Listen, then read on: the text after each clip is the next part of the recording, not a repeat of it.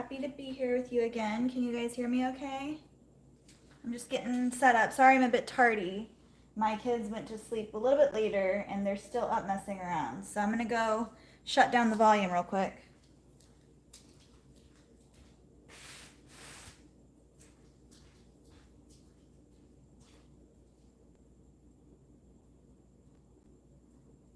Because you're probably gonna be able to hear him if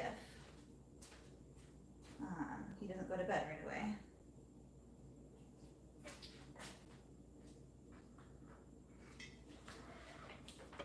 Okay. So, always got to get situated.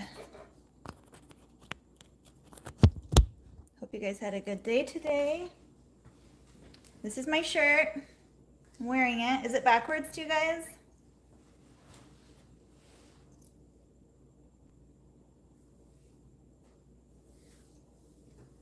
Did you guys have a good day? I hope so. So I'm actually going to be working on my Baby Lock Celebrate tonight because I haven't worked with it yet with you guys. So I was going to use my Juki, but I did film a short video on my Juki. So I thought since I am about to upload a video on the Juki, I thought I could work with the Celebrate tonight. So to see how it works. I haven't really touched it. I worked with it a little bit about 2 days ago just to test out like stitches and like just little things on it. So I haven't really used it a ton. But what I did use of it, I really liked about it. So I really loved it. So I wanted to use that tonight just to see kind of the difference between the both of them and which one, I'm trying to decide which one I like better is what I'm trying to do. So I really like the Juki. It's amazing. You'll see in my video, I don't want to give the video away.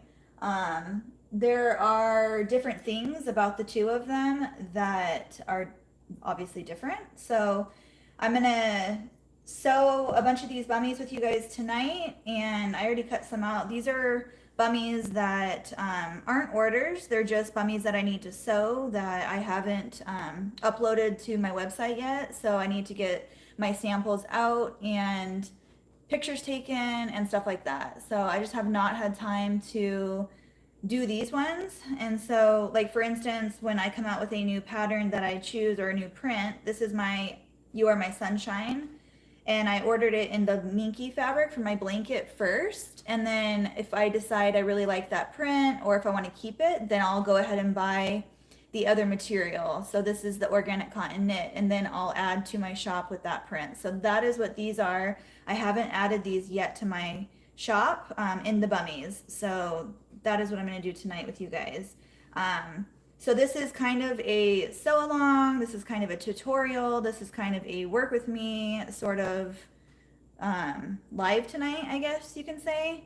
I didn't have it set up as a complete sew along, I guess, because I'm just trying to get back on track from being gone from the sew along. I'm trying to play catch up from all the craziness that's happened. You guys will see in my video what I've been through this last week, and it's finally over. So it was over on Saturday. Long story short, our septic tank crashed on us, and so for the entire week it was chaos. And I show you bits and pieces in the video, so it's kind of funny. I can laugh about it now because it's over with. But yeah, so trying to get back on track, and hopefully within the next couple of Mondays we'll be back on track and doing sew-alongs and stuff again. But I kind of wanted to do a semi sew-along tonight, so if you guys have the materials, you can follow along with me. If you have any questions, I'm here to answer those for you guys. I'm here to talk about this Baby Lock Celebrate because it's oh so pretty. And yeah, so I just hope that you guys are ready to just relax and have a good night and talk and answer questions and just be here on a good live. So let's get started with, what do you guys want to do first? Do you want to chat for a little bit? Do you want me to just like jump into it? There's only 45 people on here right now.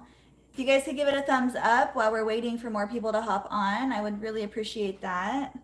Yeah, I got this light. Is this light bothering you guys right here? Is it too bright?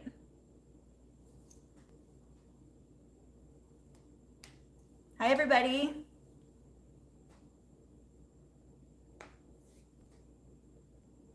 Joanne, how do you like your mat? Do you like it? Does it help with the vibration of the machine?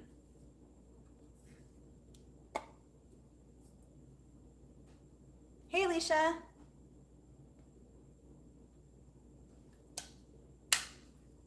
Okay. I got this light on Amazon. I think it was like $40 or something, but I really like it because you can move it around any way you want. It goes like all over. So thinking about getting a second one. I just had pulled it from over here, but I didn't know if it was going to be like the glare on the machine or not. I'm going to go turn my AC down really quick because it's kind of warm in here, so I'll be right back.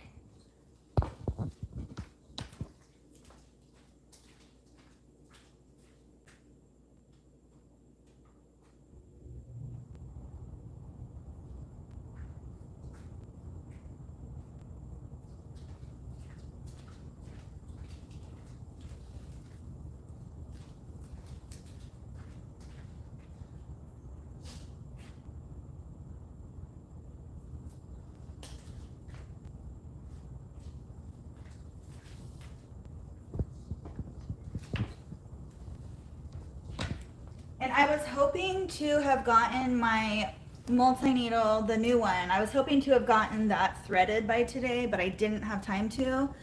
So I don't know if I'm going to be able to mess with that tonight with you guys. I was planning on trying to do like just a little sample, or at least just like one shirt that I need to get out.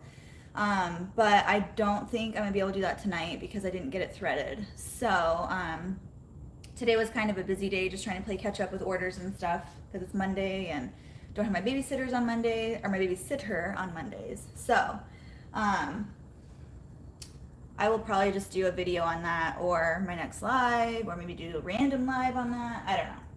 But I did stitch out a couple names on it, and it was really, really smooth and easy. So I have a feeling that it's gonna go nice and smooth. So yeah, sorry about that, whoever wanted me to do that tonight. I just don't think I'm gonna be able to sit there, and it's gonna take me a while to thread it because it's 12 needles. I've never threaded that machine before, so threading the first time always takes a little while anyway. So one thing I did notice about both of these machines compared to my brother machine is the lever is on the back. I don't know if you guys can see this. So the presser foot lever is back here. On my brother machine, it's over here on the side. And so I've gotten very like used to when I turn corners and stuff, just lifting my over here. Now I have to stop, hold it, and lift it up back here if I need to do that. And what light am I using? It's so bright and I love it. I got this on Amazon, so I can link it for you. I don't know the name of it, but I do love it. I just got it and I love it.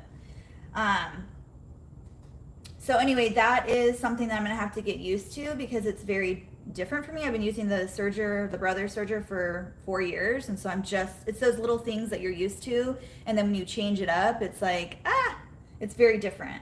So, and then also this is a lot, my brother one is so easy to lift up, which just means that this is like, I don't know if it's just way stronger, more durable, just a heavier duty machine, which I think it is. But you can definitely tell with just the different parts on it that it's just so much heavier duty. So that's a good thing, but it's just different. Like I'm not fully used to it yet. So you might see me, just not struggle, but it's just things are different. So bear with me. This is only the second time I've used this machine. So it's just things are different. So I'm just gonna start out when I do a bunch of patterns at one time. These are all the same size. So I like to do the same size all at one time because that way I'm not confused on what size it is, and I can just basically batch sew. And that batch sew meaning I can do all the cuffs at one time, I can do all the waistbands at one time. My air is blowing and my hair keeps going in my mouth. So you can just sew all the body pieces together at one time. You don't have to stop and do one piece at a time. So you'll see me just putting through all of the cuffs and then all the waistbands and so on and so forth. That's how I do it. You can do it however you want. But that's what I do. So right now I'm just basically going to separate all of my pieces. So all of my waistbands, all of my cuffs are gonna go together. All my body pieces are gonna go together in one spot. So I'm just separating right now.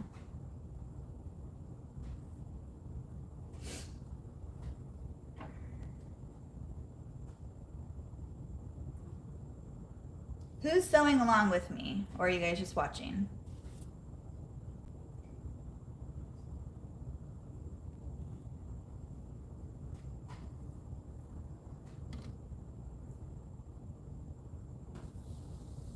Hi, everybody.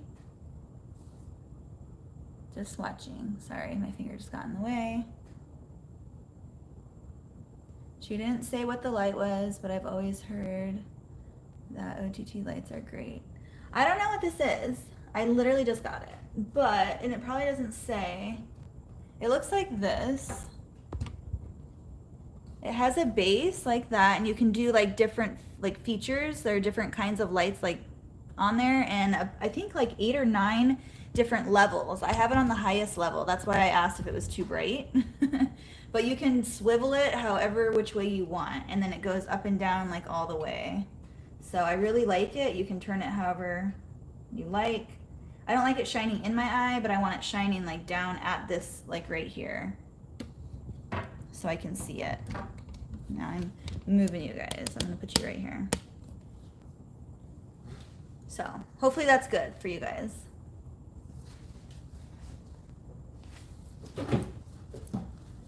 And I don't know how you guys do it. I don't like to sit straight on my machine. You can't probably tell right there, but I have it kind of angled because the way I sit, I like to see my presser foot just right in front of me at kind of slightly an angle to the left.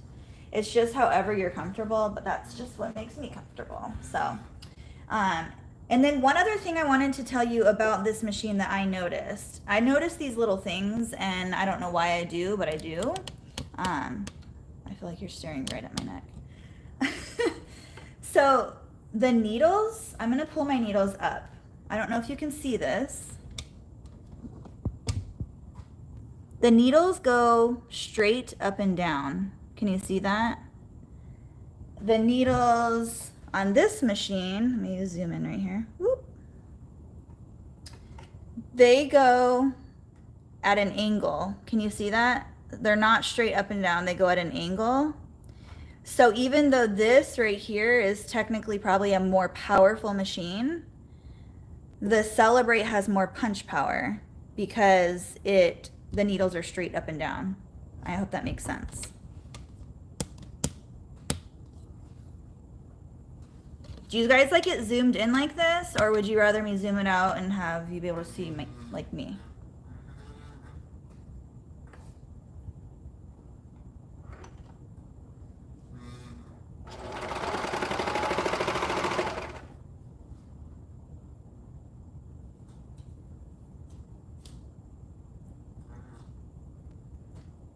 And I'm not in a hurry tonight, so I'm just gonna be slowing slowly, just more of like a relaxing live. Like, it's just been a rough week, and I'm just trying to get in the groove. So, plus I'm using a new machine. I don't want to mess it up. So, trying to figure it all out.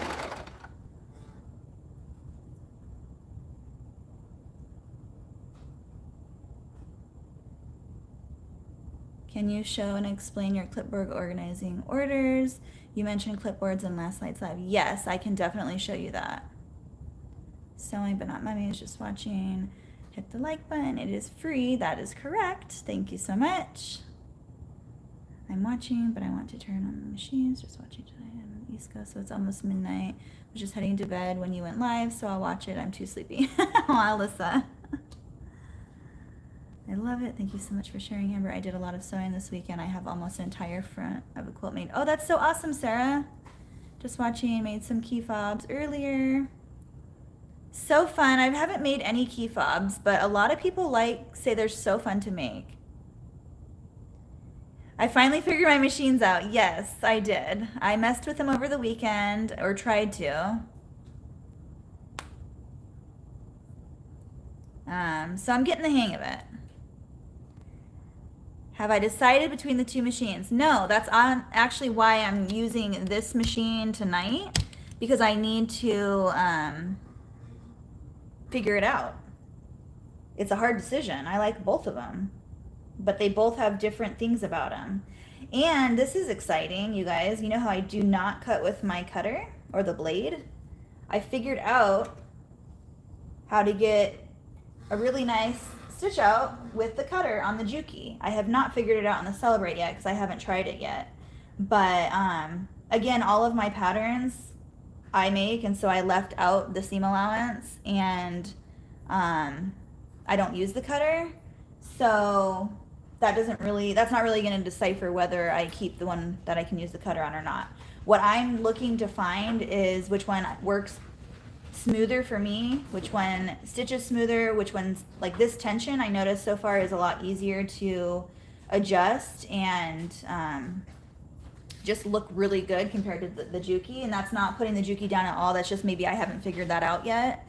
I still need to mess with it and work different, you know, just use the knobs and mess with it more. I just haven't had time to do that. But straight off of the get-go, I felt like the Celebrate was just so easy to adjust. So I don't know if any of you guys have felt that way if you have this machine. I just feel like the tension is just super smooth. The Juki is quieter. It runs really quiet for a serger, especially compared to my Brother machine. And not that my Brother machine is super loud, but just when you have a quieter machine, you just notice it. Same thing with my new 10 needle embroidery machine. I noticed that it's way quieter than my FAF. And not that my FAF is super loud either, it's just you notice when one is way quieter than the other. But again, I've only sewn or stitched out one or two like little names on there, so it wasn't like a complete shirt.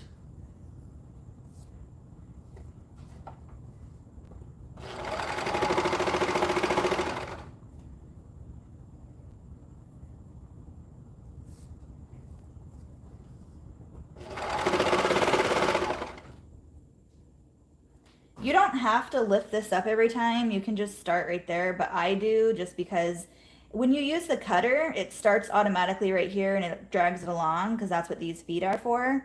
But because I don't use my cutter, I like to lift it up and put my fabric all the way back by the needle. That just helps me and it makes it faster, I think. And then it doesn't drag or snag the fabric underneath of it. So I just put it right up against the needles right there in the back, and then it grabs it right away. And it just is easier for me that way.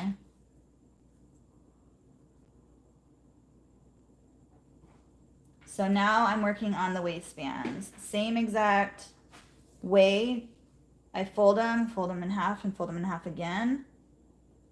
A lot of people had questions on the waistbands. So when I get to the waistband, I'll show you guys. I can show you right here. So this is the waistband when you cut it out. It's just one long piece of fabric. And then you fold it in half, making sure the stretch is going long ways. And then what I do is I fold it in half, looking at it, like if you look at it, the pattern is going the right way, if you're looking at it straight on. And then I take the bottom corner and I go up to the top corner on the raw edges. So now you have two folds going down this side right here. So these are the two folds. Raw edges are all on top. And then I have one big fold underneath, and that is where the bottom is. So I always tell people the bottom fold is like like a taco. So nothing can fall out of here. That's where you want your bottom to be. And then you're gonna serge along all the short edge of all the raw edges. That's the easiest way to think of it.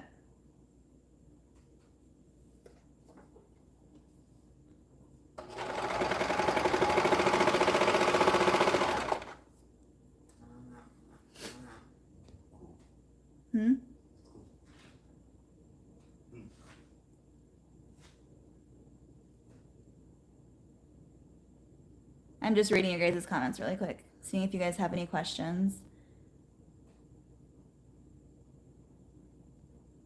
Sandy, if you're on here, which I think you are, I'm not sure though, can you just do the whole cap letter thing and let me know if anyone has any questions or if I need to answer something? The dinosaur fabric's so cute. I know it is so cute, Joanne. It's a very one of my top sellers for boys, obviously, but I want to find a really cute girl one like it. I want to stay up and watch this, but I need to go. I'll watch later, Amber. Oh, no problem, Cindy. Have a good night. Get some rest. I know it's probably super late.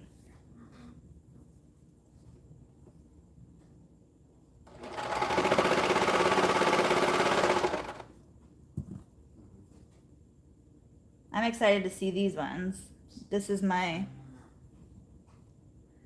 sunshine fabric. So you'll notice if you order from Spoonflower that my garage is about to open, just a forewarning. I order all my, it depends on if I order it in the minky first or if I order it in the knit fabric first. But either or, I always know that my, I'll wait because that's loud. Sorry, I apologize. I work in my garage.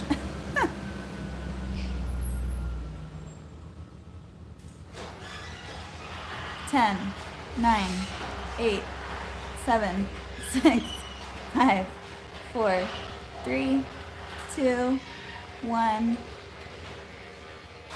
And that should be it for the night. Okay. Sorry about that, guys. Back to the fabric. So I know I ordered this minky first, and the minky was very bright. I don't know why the minky is so much brighter, but the whites on minky are really bright, which is just super refreshing, super clean looking. So I always know when I pick out my pattern that the organic cotton knit is going to be a little bit more dull. And I'm okay with that because my prints are mostly muted colors anyway. I love the watercolor look. So I know when I pick out my print what it's gonna look like before I order it. So I can show you after we sew these the comparison between the minky fabric and the organic cotton knit fabric. So anyway, I haven't made anything in the clothing. I just got my organic cotton knit in today for this pattern or this print, and this is the first thing I've cut out for it. So I currently have a crib blanket and a lovey blanket out of this print, but nothing clothing wise. So I'm always excited to make up a new sample with when I get new fabric in. Okay, so this is what my string of stuff looks like when I'm done. And I just throw it to the side and then I do it at the end because now I got to sew the body pieces. Do you guys like it zoomed in like this or do you want me to pull it out?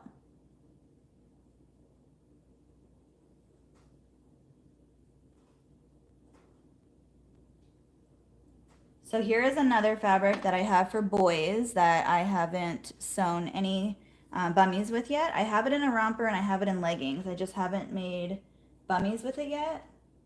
So the other day I went through all of my listings and I wrote down what I need to make in each one. See, I was just going over here to lift the lever. So my brother has a long list of stuff to cut out.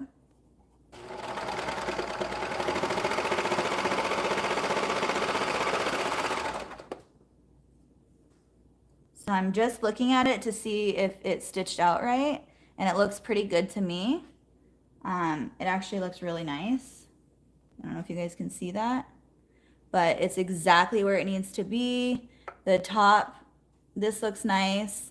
The top looper is on the top like it should be. It looks really nice, so I don't need to mess with it at all. Which is really nice because sometimes you have to adjust, like on the Juki, I noticed that sewing the waistbands and the cuffs, it's 4 layers of fabric. So when I switched over to only sewing the 2 layers of fabric, the front and back pieces, I had to adjust the tension or the settings because there are different thicknesses. And so each time I went to go do back and forth, you had to adjust it, which I wasn't too fond of. And I just realized right now that on this machine, I don't have to do that. So that is another pro for me personally, because that means that my job is going to be quicker because I'm not going to have to sit there and mess with the tension. I can just go sew everything at one time and not have to adjust anything.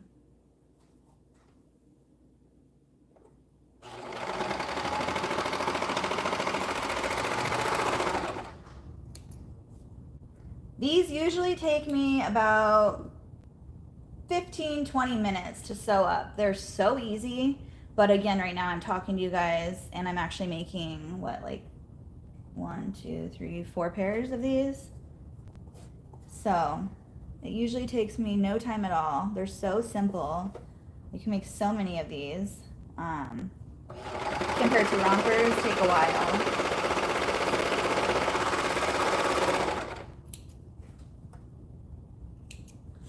Another thing that I like that this one has a thread catcher and this one doesn't have a thread catcher. So even though I don't use my cutter, I'm always cutting off my ends and I need somewhere to put it. So I've been reaching over here and putting them in that basket. I know you can get one. I just wish it had one that went with it because I'm all about looks and I think it would look nicer instead of having one that comes down on my lap. That's just me. That's personal. But again, I'm trying to figure out which machine I want, so I'm being, you know, picky with it.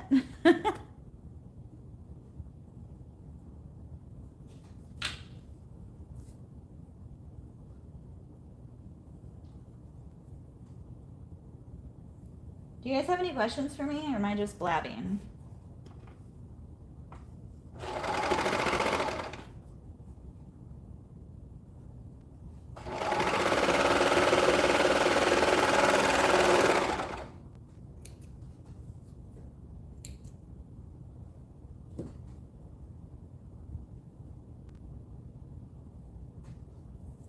You always want to get the crotch seam very precise because if you don't, then it ends up being crooked on the, I mean, I wouldn't want a crooked crotch seam on my pants. It would feel funny.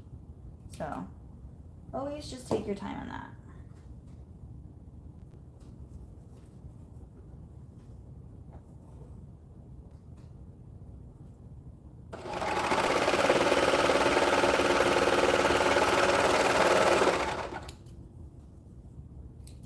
There is a thread cutter back here, right here on this, that you can just like pull it. But every time I do that, I feel like because I'm pulling and that tension, it almost like ruins or unravels the top of it a little bit. And I would rather just take the time and cut it off personally. So there's that option, but I don't use it. So here's another pair of boy ones that I haven't sewn up yet. These are my whales. So just a very lighter version of the, I have another sailboat one, but this one is just more of the whales. If you, I don't know if you've seen my other one, I've posted it, but if you haven't seen it, it's more of like lighthouses and stuff and a little bit of a darker print. This one's very muted.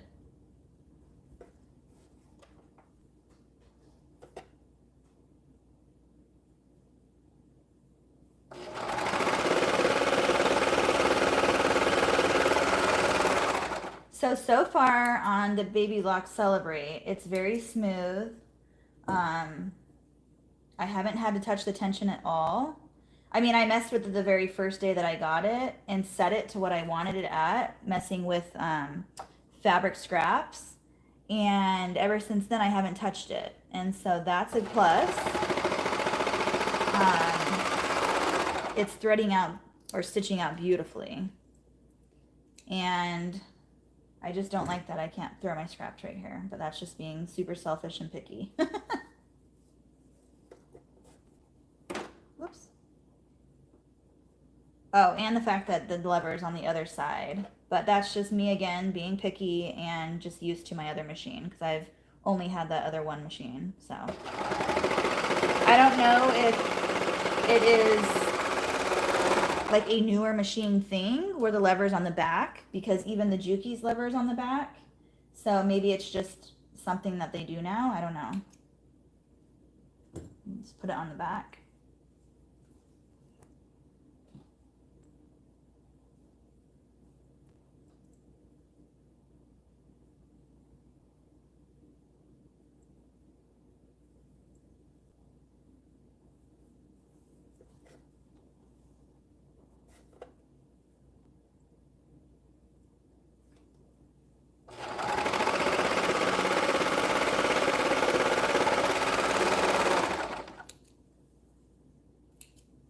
So these ones you can't really like, I mean on my brother, because I was so used to it, I wouldn't cut it off. I would just go down a little bit. Like here, I'll show you on this piece. Maybe I can do it now because I'm getting more used to it as I'm sewing right now. But on my brother, I would never cut it off. I would just continue.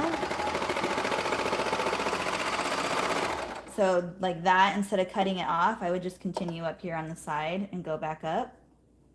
Instead of taking the whole thing out, it makes it quicker. I just wasn't doing that before because I wasn't used to this machine yet. But now it's getting easier as I keep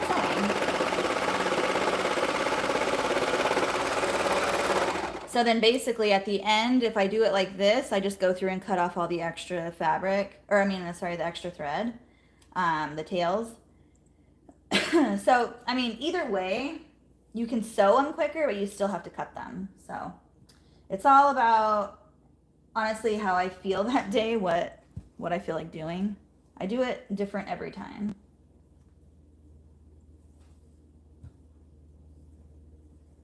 Okay, so we just sewed up 4 of the bodies and then all of the cuffs. I'm gonna zoom out for a second. Whoops, sorry. There we go. Is that all the way? Okay, I guess. I don't know. That way you guys can see me a little bit now and see what I'm doing. Let me see if you guys have any questions.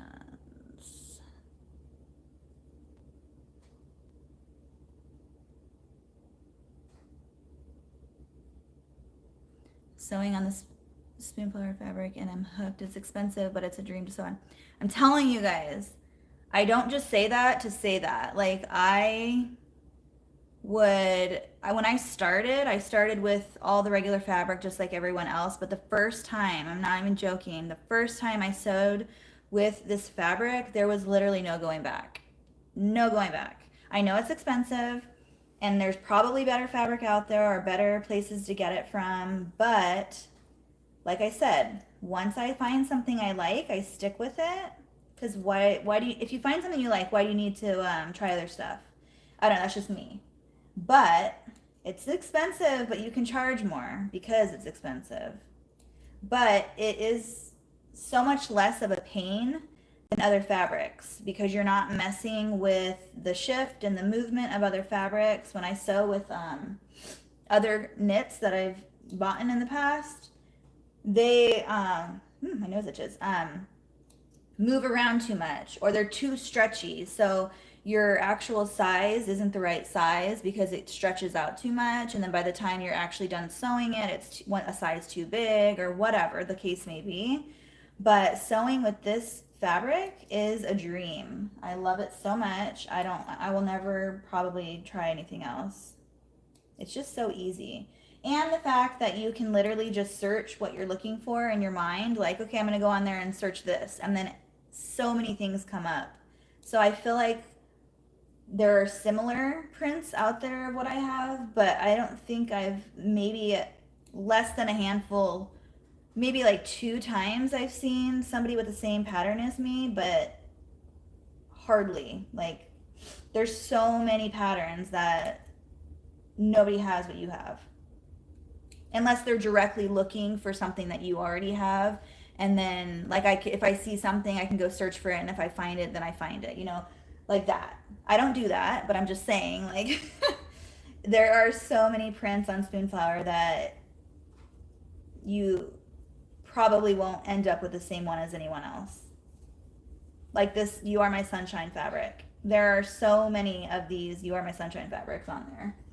So that's another reason why I really like it, because you don't have to worry about that.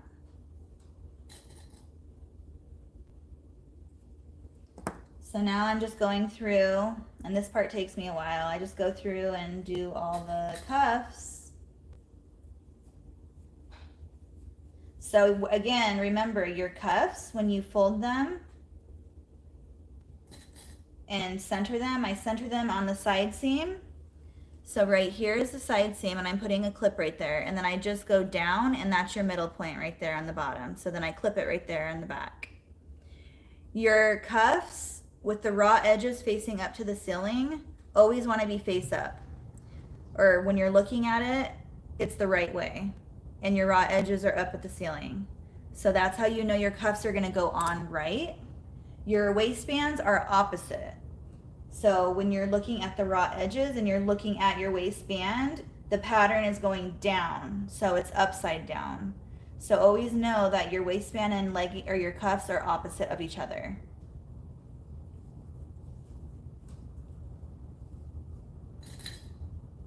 That's the trickiest part when you first start making them, of knowing which way they go. Especially with like this whale pattern. It's so muted that I have to really pay attention to which way my whale is. So it's upside down right now. I have to flip it out. But I couldn't tell because on that side, there's really nothing on there, right? But when I flip my actual Bummie out at the very, very end, the outside is actually going to be this right here. But it's going to be right side up. So it's hard to explain. So sorry if I don't explain it right.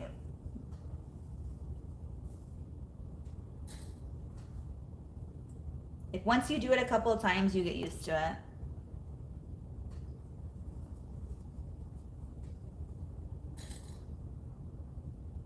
And I've had a lot of questions on thread and needles. Honestly, I use the same thread on this machine, my COVERSTITCH, and my other serger. And honestly, I've been using it on my industrial, so same thread on all of my machines over here. The only thread that I use differently are my JANOME.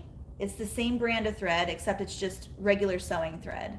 All of these are serging thread, so it's just a different weight, different kind of thread.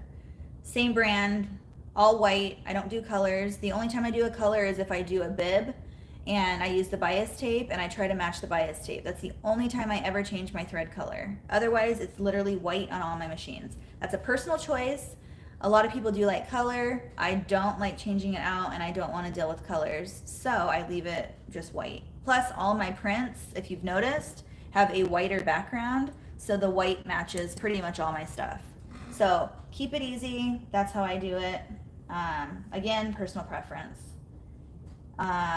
Needles, I use all 90-14 weight or size, and I use stretch. So I use the Stretch Schmetz brand 90-14 on my machines. I haven't changed the needles on these machines because obviously they're brand new, but that would be what I would use. Again, I have to look at the manual and make sure that those are okay on this machine because I don't know if these ones have certain needles or what. I haven't looked into that yet. So if anyone knows, you can tell me. But I know on my brother COVERSTITCH and my brother SERGER and my just regular standard brother sewing machine and even my JANOME in the back, I use all 90-14 stretch. So they're all the same. You guys, I keep it simple. I don't mess around. I find one thing I like and I just stick with it. Makes life easier. Same thing with my stabilizers. Same thing with my sticky back stabilizer. Everything. I stick with what I find that I like. You can watch 100 YouTube videos and everyone will have something different. So try things. It's all about trial and error. Try it out. If you like it, if it works, stick with it. If it doesn't work, move on to the next thing until you do find what you like. There's never any, and it's not right or wrong. Like, it's just what you like, what works best for you, what makes your life easier. At least that's how I feel.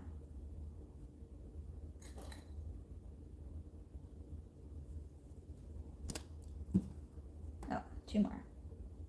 I'm over here blabbing and not paying attention again.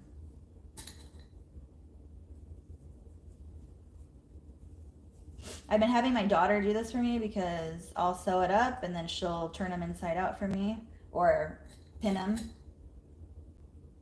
So I'm trying to get them to help with like little things like that. That helps me out a little bit. Also, you always want to make sure they're like fully lined up, because if they're not, then your seam, somebody asked me how I got my seams to match up so perfectly. And they're not perfect, but they're pretty close to matching up really nicely. And that is all about just the alignment of where you place it when you put it in the bummie. And I'll show you that when I get to that part. And again, it's practice. I've done so many of these that I know exactly where to put it. So just got to do it. I didn't start out this way. It took a lot of time. But that's why I come on here and do lives with you guys when I've never even touched the machine before. Like these, I never touched before I opened them. That machine, I never touched before I did my video on it. The other 10 needle, same with all my machines, you know, I'm just being raw and real with you guys, because, you know, when you see somebody, you watch a video and you're like, oh my gosh, how do they just do that? It looks so easy. It's actually not. Like, you just have to do it and be okay with making mistakes, because everyone makes mistakes. Nobody's perfect. It takes time and it takes a lot of patience. So be patient with yourself.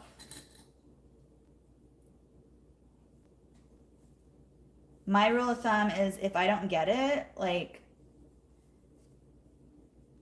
I don't know, I would say like after quite a few attempts, because I'm pretty stingy. I'm like, I don't know if stingy is the right word, but I'm like, I gotta get this. Like, it's frustrating. I have to get it. Like the other night with the live, when I couldn't figure out how to thread the thing, I shut down the live. I got on YouTube, I watched one like 30-second video on how to thread it, and then I got it up running like that. And I was like, then I was debating, should I go back on live and show you guys that I got it? Instead, I just did a post. But usually, I was so excited about these machines that I didn't go to bed. But usually if I can't get it after a few attempts, then I'll just go to bed, and then the next day I wake up and I'll redo it. And then it's usually just a matter of refreshing your mind and just starting over, because you just need to do that sometimes. So now I'm just quartering out my waistbands. And again, these are upside down. So when you're looking at them, again, raw edges are always going up towards the ceiling. So always make sure your raw edges are facing up. The waistbands are upside down when you're looking at them. So my writing is upside down. This one's kind of hard to tell because the writing is so small, but just make sure your print is going upside down. And then I just line up those two clips that I just did, and then these are my other center points.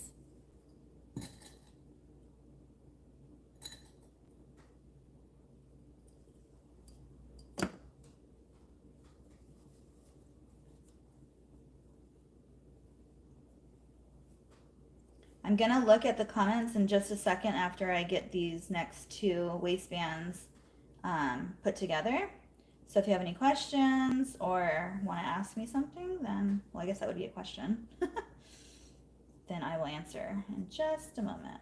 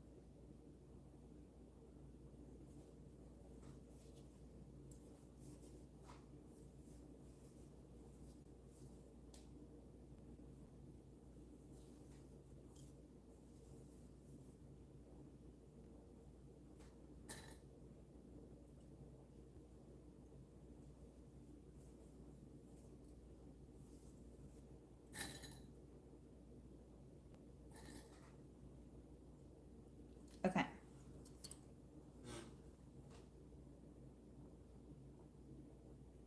Just curious how much per yard her custom printed organic cotton knits are.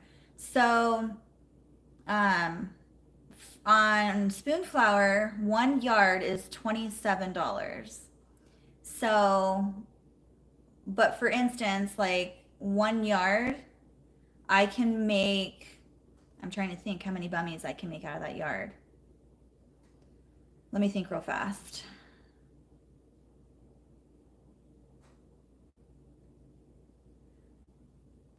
Quite a few. Probably at least 15 bummies, I'd say. I mean, I could be wrong because I'm just doing it in my head right here. I'm trying to fold it and fold it and fold it. But I can get quite a few bummies out of 1 yard.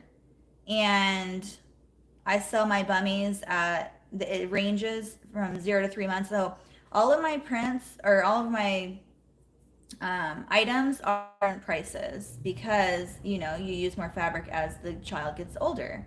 So always price your items accordingly. I used to, when I first started, have them all at the same price. And then I realized that, wait a second, I'm using way more fabric for a bigger size. So you have to be confident in charging more for that. So for my bummies, I think they start at $17.99 and they go up to like $24.99.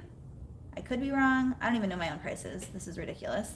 But my leggings are the same way. My rompers are the same way. So 1 yard of fabric is $27. But if I can get that many bummies out of 1 yard of fabric, then that's not bad because you can charge more for better fabric. You can't charge that much if you're using a $6.99 cotton print or knit print or whatever, wherever you're going to buy it. You know, you can't charge that much if your fabric isn't that great quality. And not saying that you shouldn't use that fabric at all because, you know, you can use whatever you want. I'm just saying you can charge more the more your fabric is.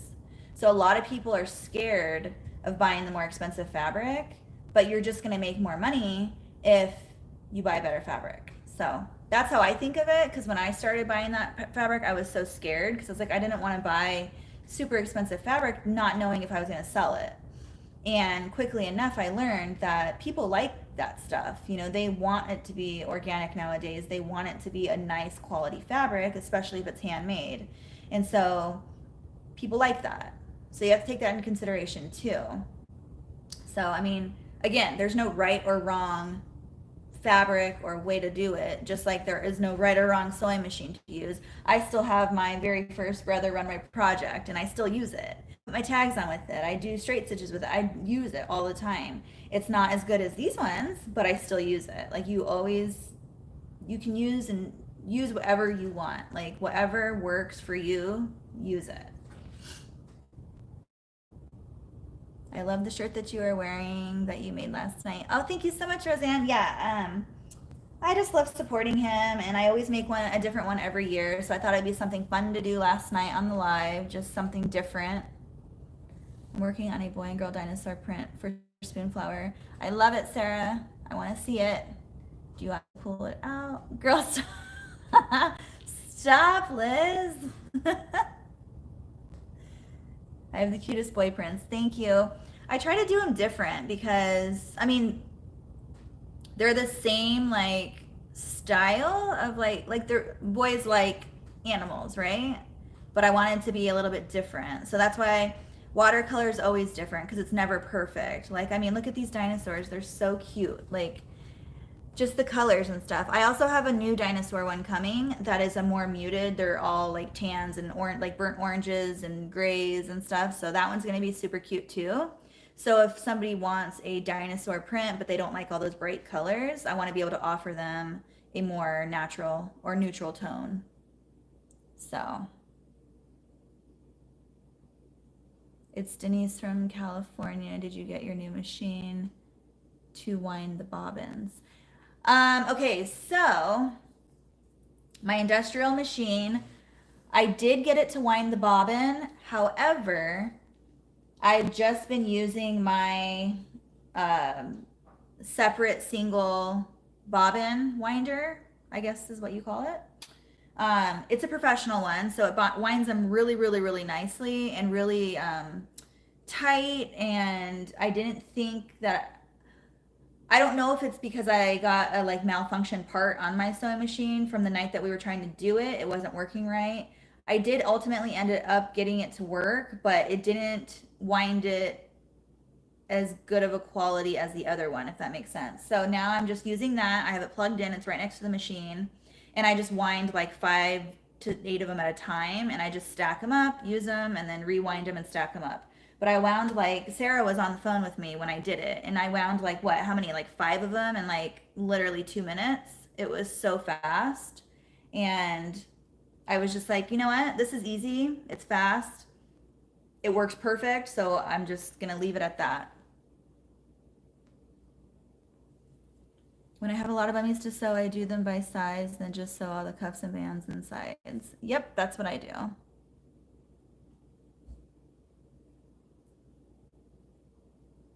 $2 p.m. in Australia. Don't tell my boss I'm watching when I think I'm missing it.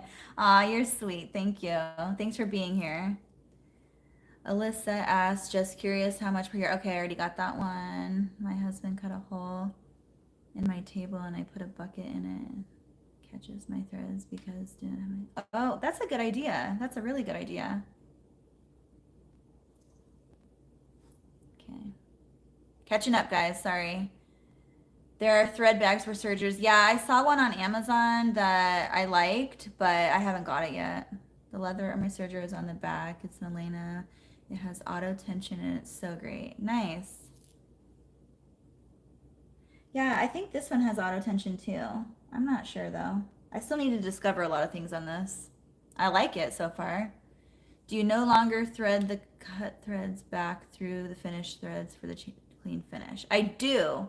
However, on your cuffs and your leggings, or I'm sorry, your cuffs and your waistbands, they're going to be sewn into the actual body of the bummie. So you don't have to put those through on these pieces. But I do pull all of them through. You'll see me when I finish sewing up a bummie body or putting it all together. I do put all of the chain stitches back through for extra security. I don't do it on these because you're just going to sew them again anyway, so they're already going to be locked in there. So you don't have to do it on this particular part of the stitch out.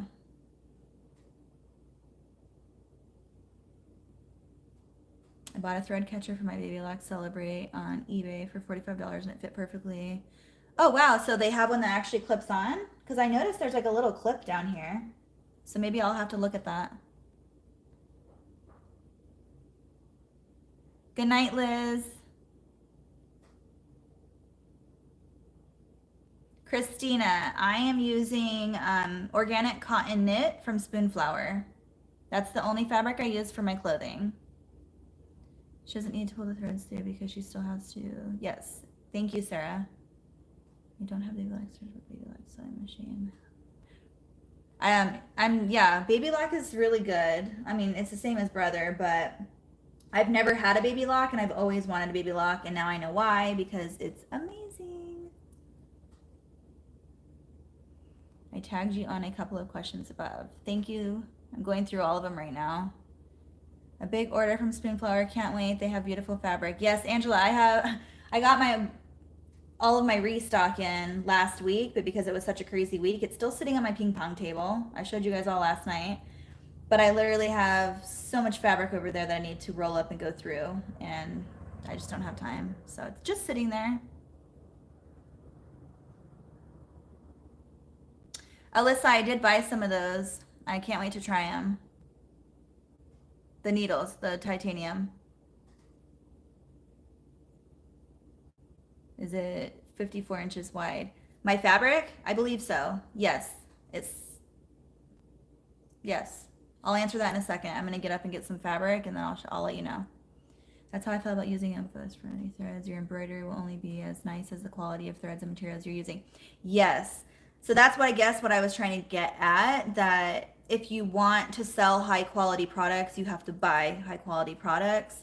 But then again, if you buy the high quality products to make the good high quality products, this is a tongue twister, you can sell it for more and you can be more confident about it. Before, when I didn't know about Spoonflower or even like organic fabric or any of that, because I was clueless in the beginning, I wasn't confident. Like I thought, oh my gosh, like what if it breaks or what if the seams come undone or if it tears apart like the first time they wear it, or what if they wash it twice and then it's not good, or like same thing with like the vinyl. Like this vinyl right here, I'm not confident in. Like I'm just gonna be honest. This was for me. I made it for myself last night. I just used scraps. I didn't even care.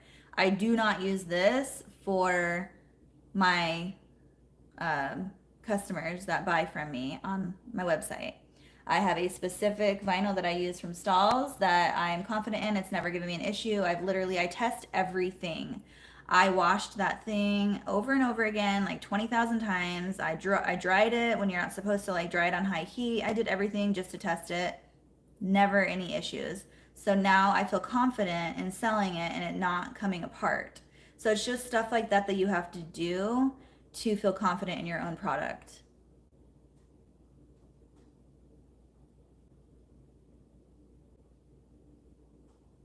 I don't have my computer next to me, so I'm having to look at the comments on my phone. So if you see my finger going up like this, that's what I'm doing. First live, so excited. Is it Celine? Thank you so much for joining tonight. I hope that you like the live and come back for more. Hello, love your channel. What type of winder do you have? Let me see. I don't know if it has a name on it. I can show you. Hold on. Let's see, how do I do this? It's right here. So again, I have this light right here. This is the winder. I don't use it, but I put my extra spool on here and I have it threaded through the back and it's coming down. If you guys can see, let me move that. It's coming down here. So this is the one I'm using. It is the bobbin winder set. I don't know, it has a model number on it, but I got it from Sewing Machines Plus, and I just wind them and stick them on here. And then when I need one, I just grab one. So again, I just have it threaded through up here, and this is the spool it's sitting on. So it's out of the way in its own corner. And yeah.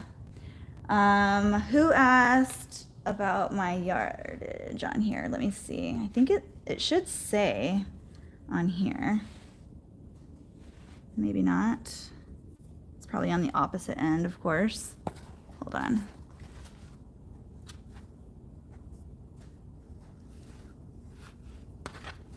This was my Easter print. It doesn't say. I'm pretty sure it's 54 inches, but it doesn't say on here. No, but I'm pretty sure it's 54. Okay. I'm gonna start sewing these pieces.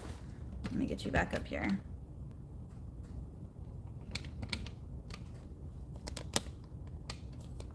Did I get all the questions? Did I miss any?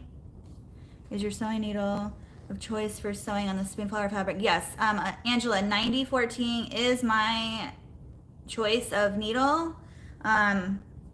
Again, I probably haven't tried all of them. I just use that one, and I use Schmetz stretch needles, and it works perfect for me.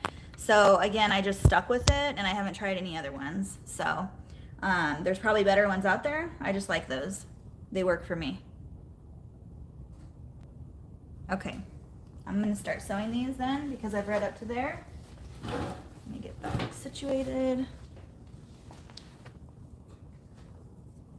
Let's see here. Okay, it's like there.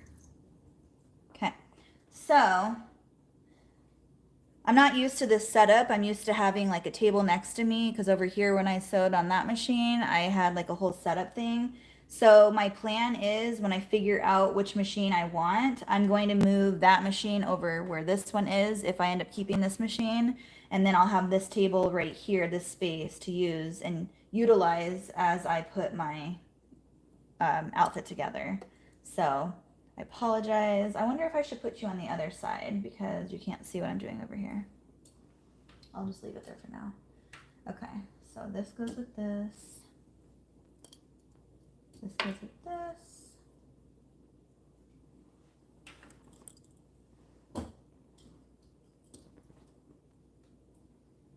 over the place right now because I'm not used to this whole setup. So bear with me.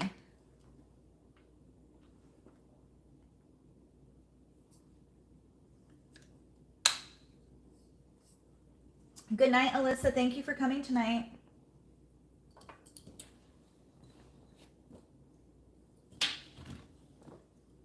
Okay, so all I'm doing right now is putting my waistband on. Again, it is upside down. Raw edges are facing up towards the ceiling. And you want to attach your waistband on the inside of your bummie. So I usually, the first thing I do, I don't know if you can see what I just did, but the first thing I do is I put where my back seam is, I attach it to my back middle point. And I know that because on my pattern, it kind of goes up at an angle and it goes down. So I know where my center point is. And then I tuck it inside of the bummie. So it's inside here now. And then now I just line up my center point on the waistband to the center point on my bummie body, the front part. And then you clip your two side seams together.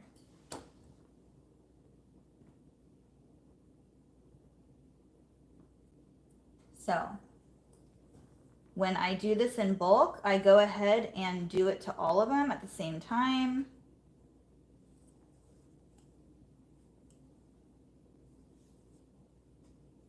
So I'm just going to do that really quick.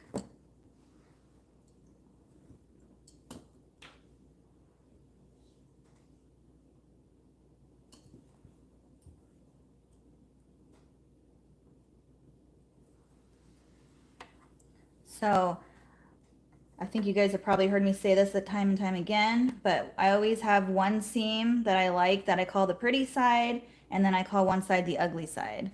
So the pretty side I lay flat down, and you want to make sure whatever side you have laying flat down up here, you also have laying flat on the same way going down on the cuffs. That way it's not twisted like that. So you don't want it to be twisted. You want it to be laying flat, as flat as you can get it.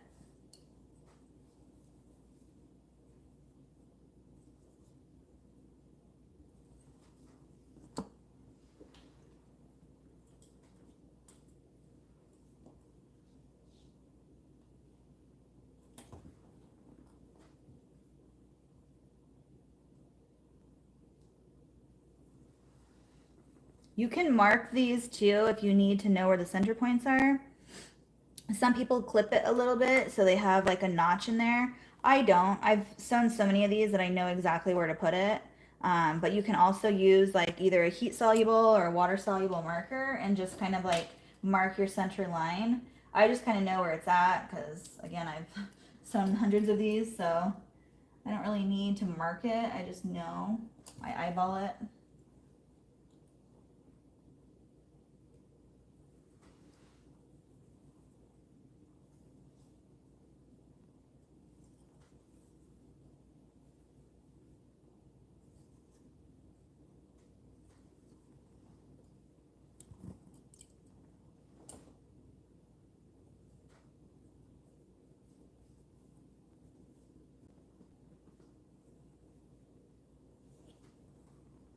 So this is the part that takes like a little bit, just putting everything together.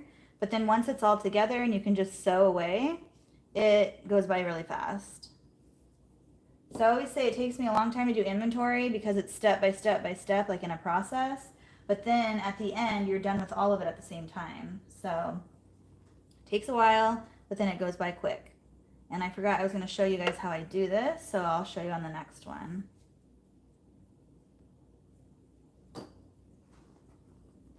So what I do is I grab it where, let's see, can you guys see this one good or no? I'll do the dinosaur one because you can see it better.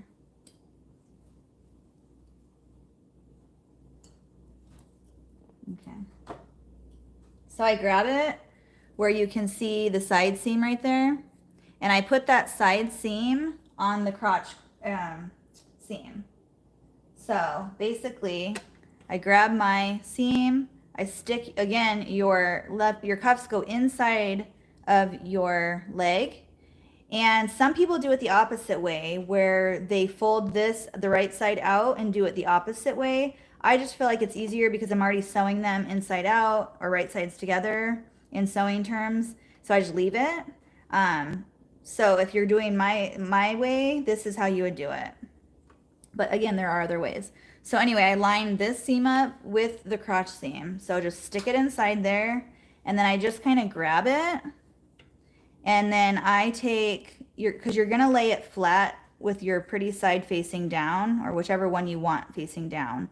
And then you're going to line this seam up right here with that seam.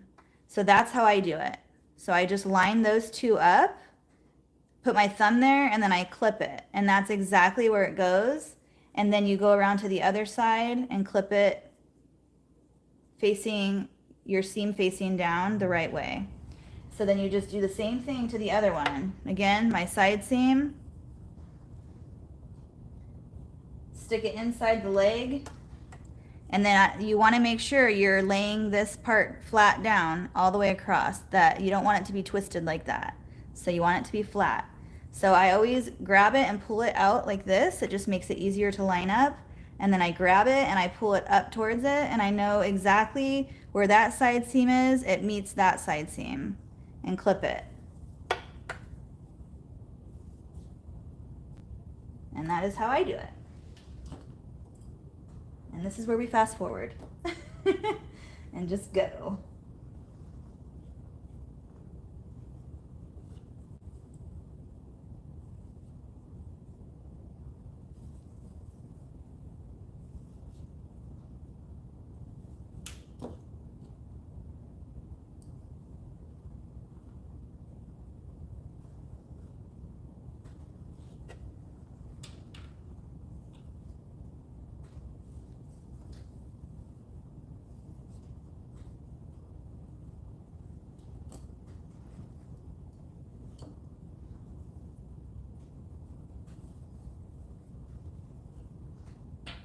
You'll also notice with spoonflower fabrics that they aren't all consistent.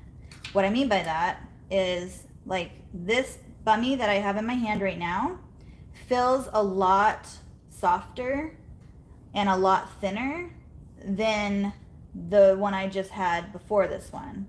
So the Bison is a lot thinner and just a lot softer, and that is because it is a print on demand, I guess, I don't know the word, shop? No, it's a print on demand service. And the background of each fabric, whether it's lighter or darker, depends on the stiffness of the fabric. They, of course, always get softer as you wash them, but I do not pre-wash any of my fabrics. Again, personal preference. I just don't because of allergies and whatnot. I never have. But if you notice, the background of the Bison it's a heathered gray, so it's darker than this one, which is just basically white or cream. And I've noticed that from the very beginning. Like, some of them I'll pick up and I'm like, well, this one's way softer. Why is that? And then I realized that all the rougher ones were the ones with the darker background. That is another reason why I've been sticking with the lighter backgrounds, because I like the feel of the softness of the lighter ones. So I'm trying to pick out more lighter backgrounds now. They're all organic, they're all the same exact, it's just a matter of the color.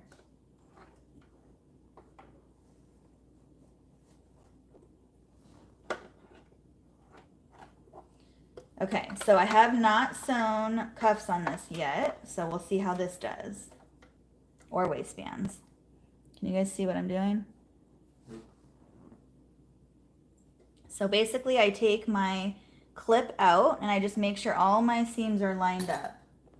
And I don't like these clippers for this, but I usually just clip off the excess like threads right here because I don't like when they're sticking out.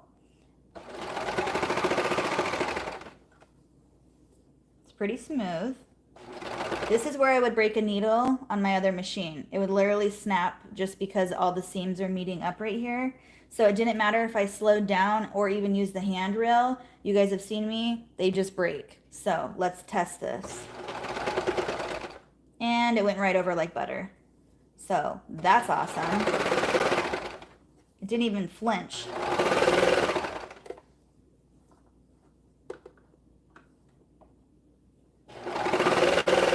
Coming up to another seam. Oh my gosh, guys. Going to have a hard decision.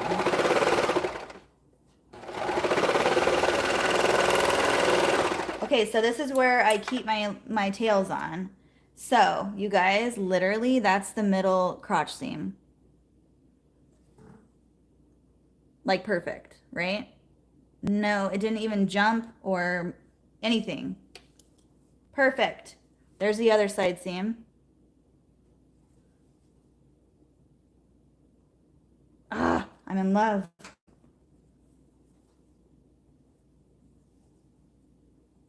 All right.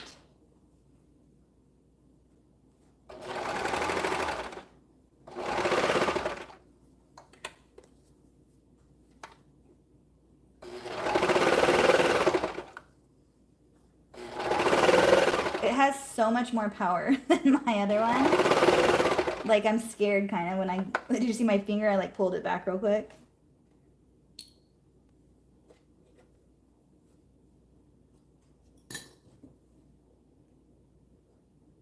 I hate these scissors. I have to go buy like 10 more pairs of scissors because I have them at every station.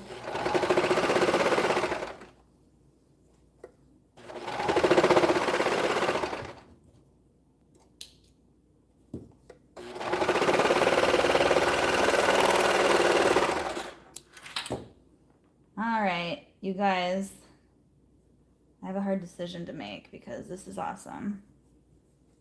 All right, here we go. Another one. My needle would always break on this one. Right here in the back.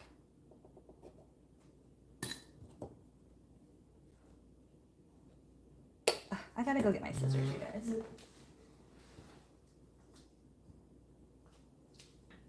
I love these scissors. I get them at Walmart.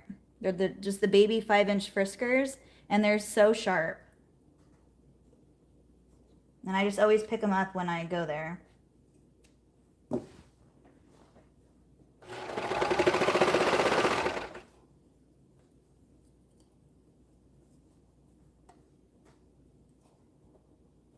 All right, here's a test.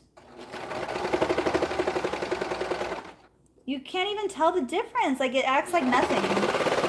Literally acts like nothing.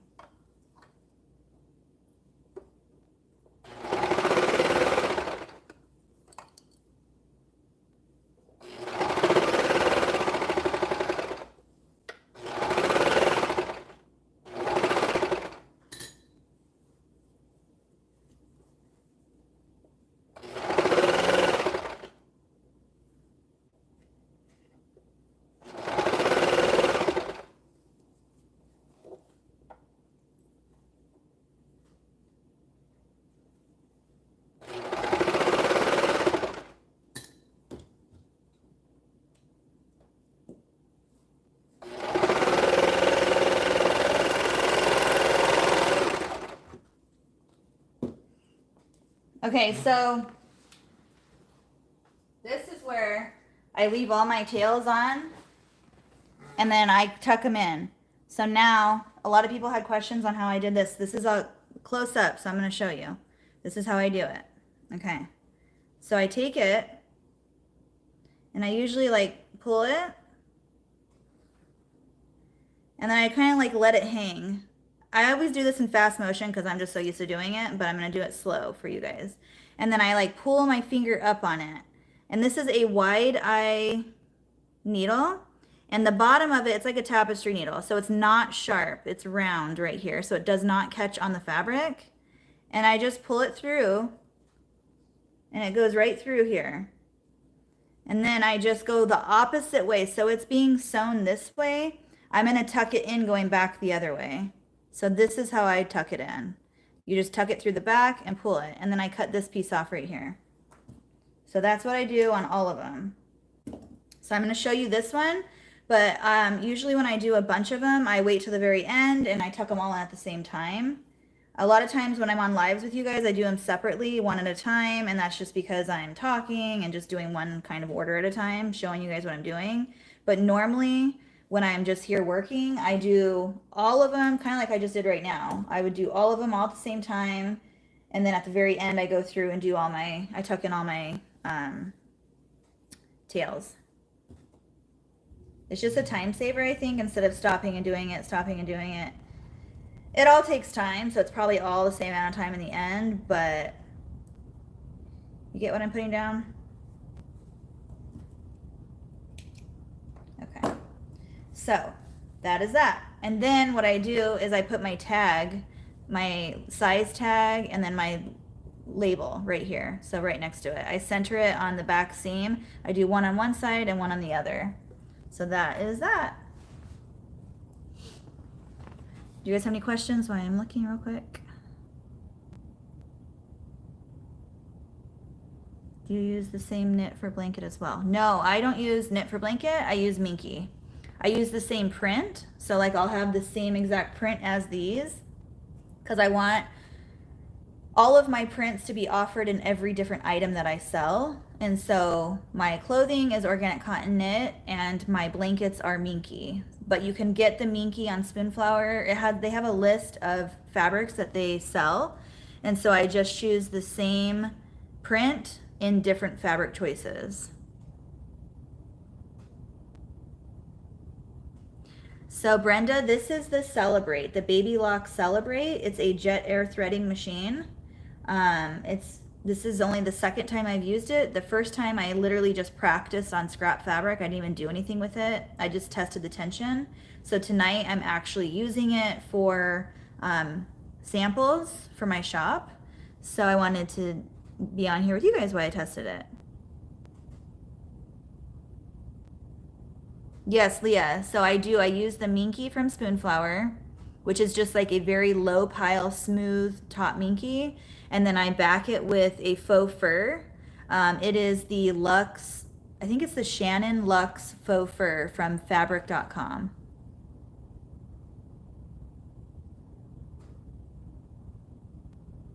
Yes, Christina, it is amazing. I'm starting to love it. I would like to talk to you about your cam snap machine. I bought one, but I'm having trouble getting it to work right with the plastic snaps. The handheld one works better for me. Angela, are you, I've had a couple people ask me about that, and I think it's the pressure. You have to put muscle into it. So if you guys ever see me in my videos or doing it live, like you have to put your whole body pressure into it. Like the handheld ones, you can squeeze really hard. This one you have to like push down really hard. So it's a matter of pushing that pokey thing, I don't know what they call that, down flat so it's, you know, it lays down. So you have to put your muscle into it. Do you, sorry, I can't read that. Do you machine stitch in your tags or serge them in? I actually do that separately at the end with my regular sewing machine. So I do a straight stitch. I don't serge them in because I used to try to serge them in, but then I would find that it was too bulky right here and they didn't lay flat. So I just like to take the extra time and go at the very end. It's super easy. I just lay them in there and put them on. I don't, on my regular machine, not on my serger.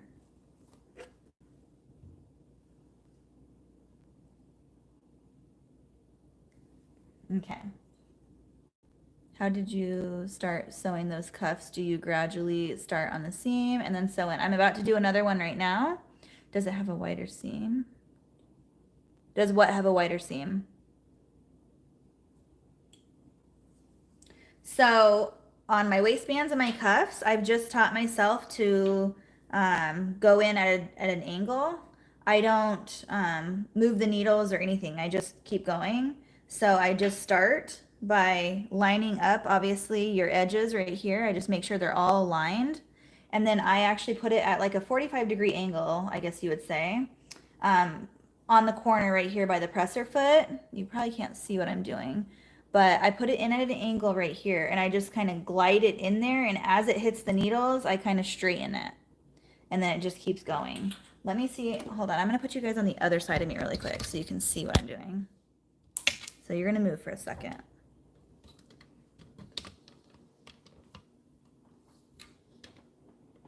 That angle over there, I don't think you can see it the right way.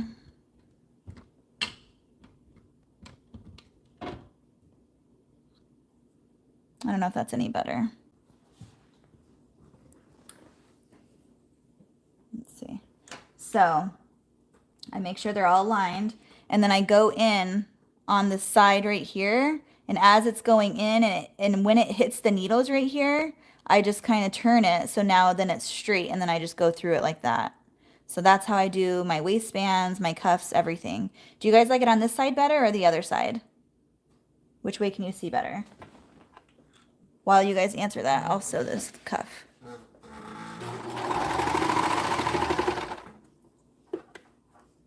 And then you just tuck this. This is the crotch seam right here. I just tuck it down in there.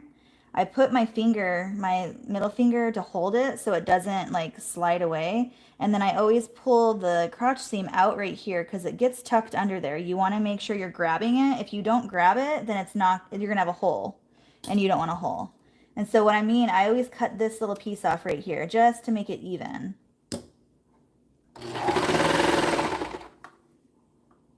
And I just keep readjusting as I need.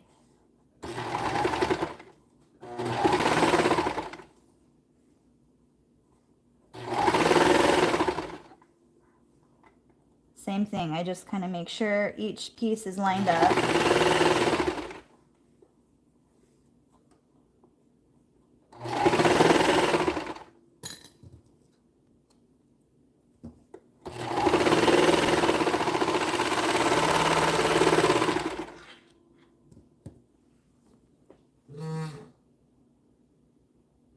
This side, okay, so it's better? Okay. Yes, these bummies, I mean, if I wasn't talking, I would probably be done with all 4 of them already.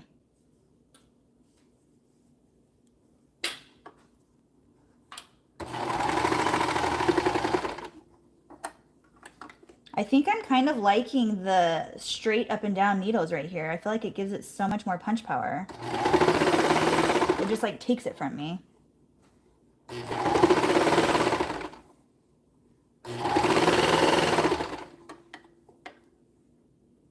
So see how I just adjust right here, and I just make sure all of my seams are lined up right here. And I just always cut this piece off right here in the middle just to make it so even. And I kind of push it through, I glide it. Not hard, just give it a little nudge.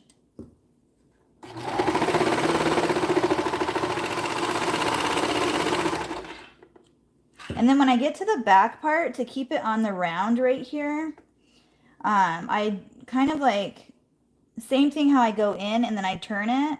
I kind of do the same thing. And when I get to the end of the needle, I flip it back like a 90-degree angle and then push it back. That probably doesn't make any sense, but that's how I get, my seam right here when I tuck it in to lay very even. And that's how I do it on my nursing pads as well. You probably didn't see that just now. But once I tuck this tail in right here, it will be laying flat. You won't see all that right there. It'll just be laying flat. And then that's how the back. So it'll be laying flat like that. That's how I get my really round nursing pads to look nice going around the edges. And it's just stuff like that that you'll teach yourself as you just keep doing it over and over and over again. Which is why I'm actually keeping my brother SERGER out, and that's going to be delegated to making my nursing pads because I have that one down on the settings, the way I do it, everything on those nursing pads, and I make so many of them like every day that I'm like, I'm just going to leave that machine on that setting, that way I never have to mess with it. And then that could just be my nursing pad SERGER.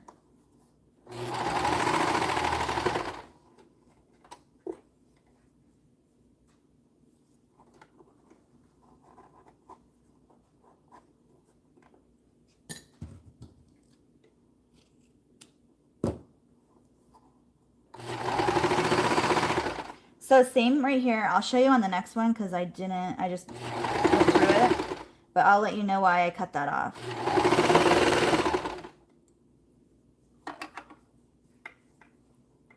On the cuffs, I cut it off because I don't want those strings to stick out. On the waistband, I cut it off because I make my pattern with that little angle on the top. I'll show you on my next one.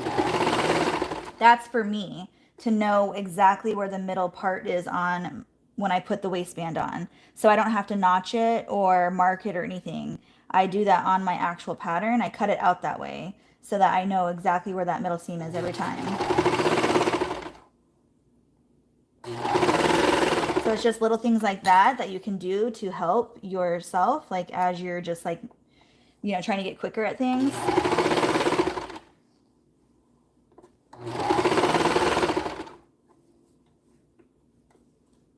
And I'm pulling the waistband tight. I'm not pulling the actual bummie. You don't want to stretch that out. So see how it's all wrinkled right there? I'm not pulling that. I'm putting tension on my pointer finger to stretch out the waistband.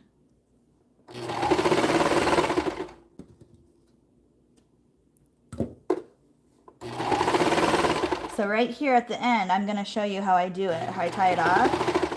So I've already overlapped. I like to overlap it like 1/4 of an inch on from the back where they meet together in the back. And so now that they've already met, I just turn it like at a 90-degree angle right here. And then I go all the way back and I just push it straight back. And then that's where you get that nice smooth like finish. And you don't have to worry about like it going like this. Hopefully I'm explaining all this to you guys the right way. Or to where you can understand what I'm talking about. The baby lock, it looks whiter than the brother. Oh. No. It might just be the camera. Are you meaning like the seam? This seam? I can sew this on that and we can test it. I don't think it is though.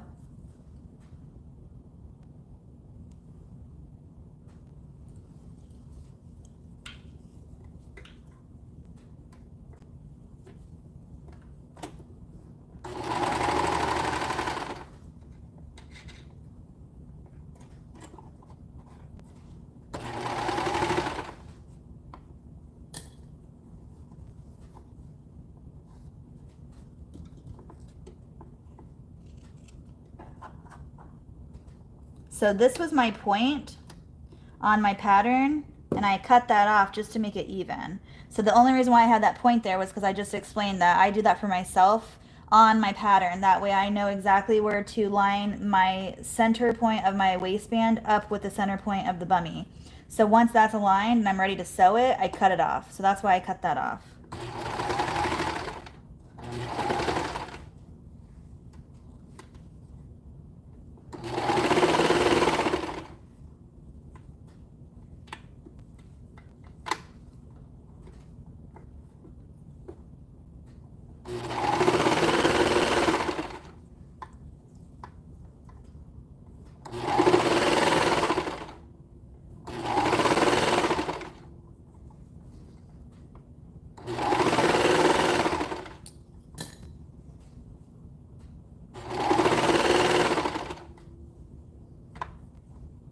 And you guys probably noticed I started sewing the waistband first on this one. And again, that I just grabbed it and started sewing. There's no particular way I do these all the time. I just grabbed it and started sewing it.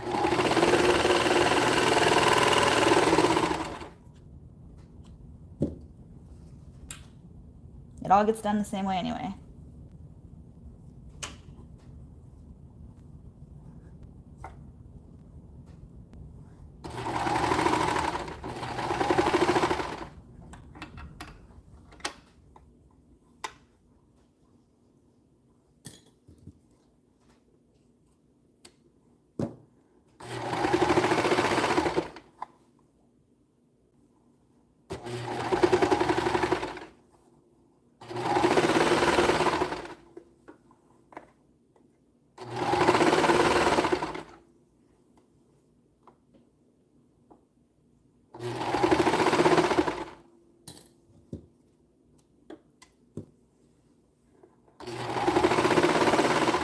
All right, so did somebody say that there was a specific thread catcher for this actual machine?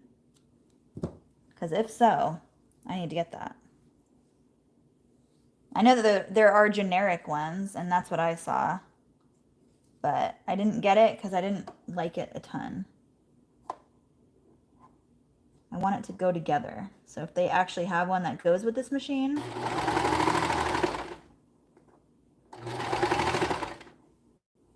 Which is weird why they wouldn't just, it wouldn't come with it. Like all the other machines.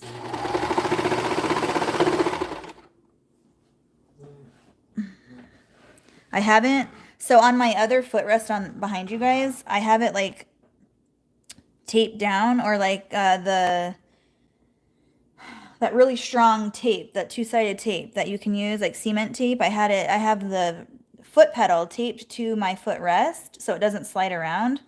But I haven't done that with this one yet because I don't know which machine I'm keeping. So every time I sew, sometimes it like falls off the back edge. That's what I was about to do just now.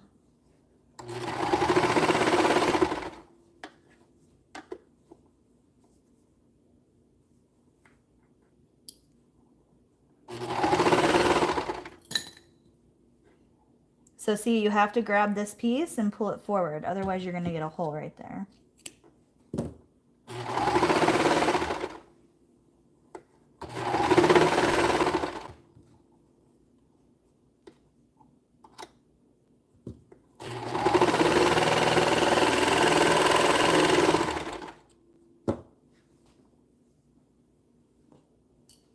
Oop, I'm sorry. I just hit you guys. All right, I'm excited for these ones. I do, however, always start on the side seam in the back on that clip right behind it. I don't know why. There's no point to why I do that. I just do.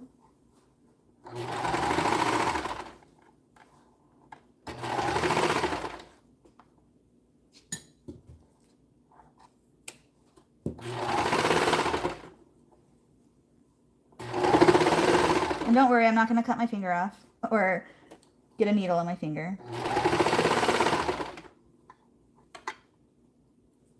You guys are probably like, ah, move your hands.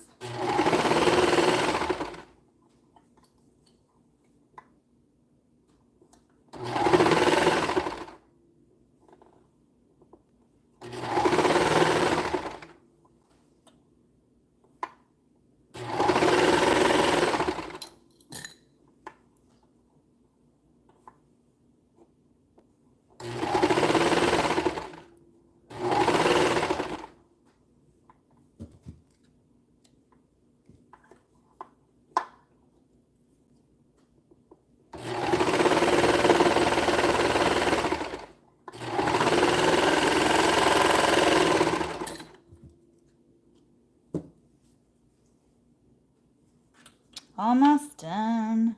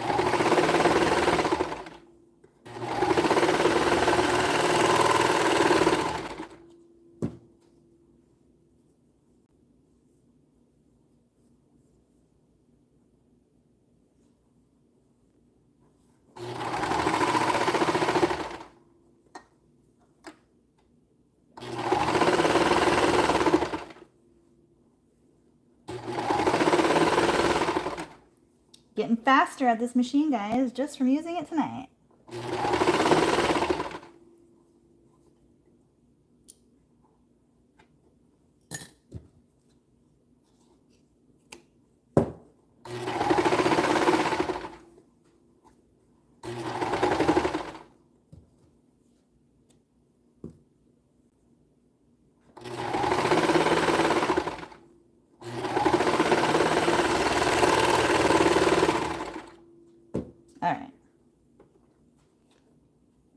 move you guys over to the other table because I don't have room over here to do all this.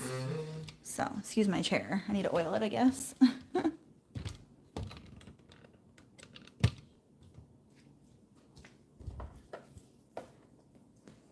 So we're going to tuck all of the strings or tails in, and then I'm going to put the sizes on them, and I'll show you guys how I do that.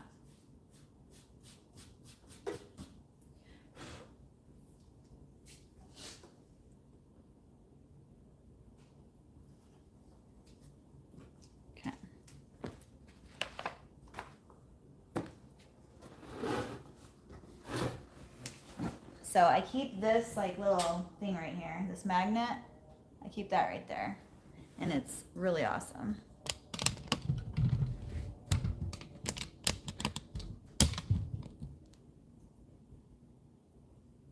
Let's see, let me answer some questions real quick.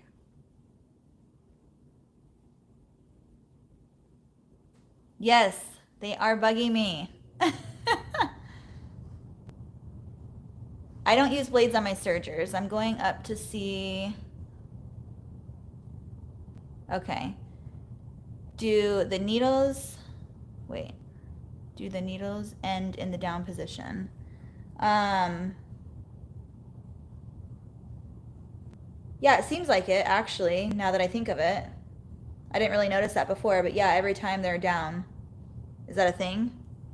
I'm new to these nice sergers. Okay, so Christina, I don't use my cutter. I taught myself in the very beginning, the first time I had my serger, how to serge without the cutter, and I just never went back. Like, I found a way to do it, and that's how I do it. So I don't use the cutter.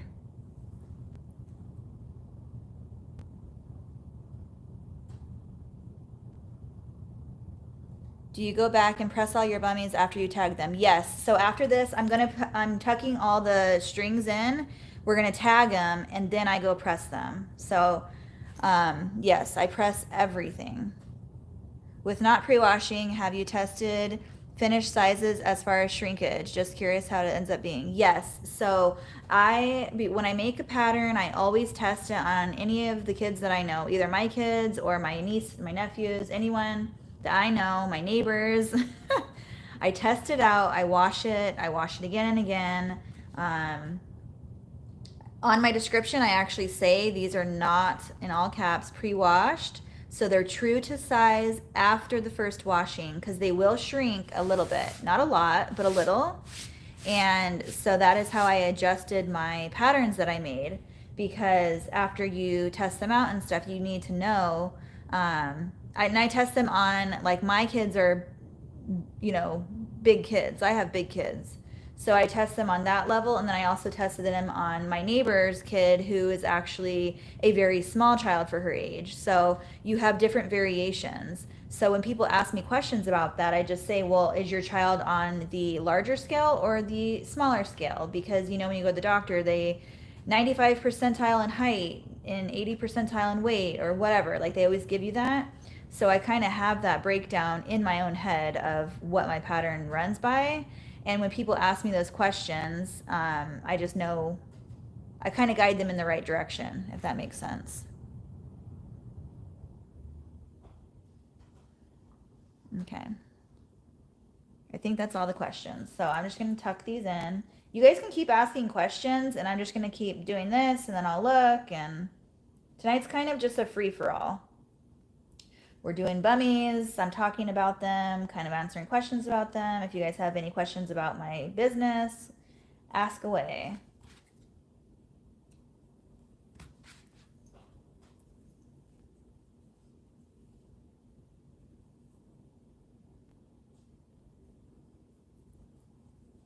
How's the audio tonight?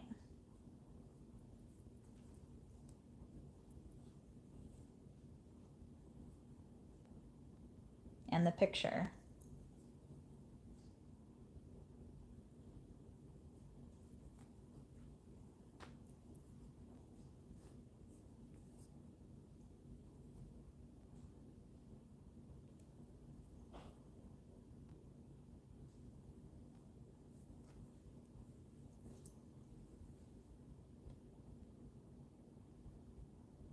Do you choose the smaller scale patterns? I make my own patterns.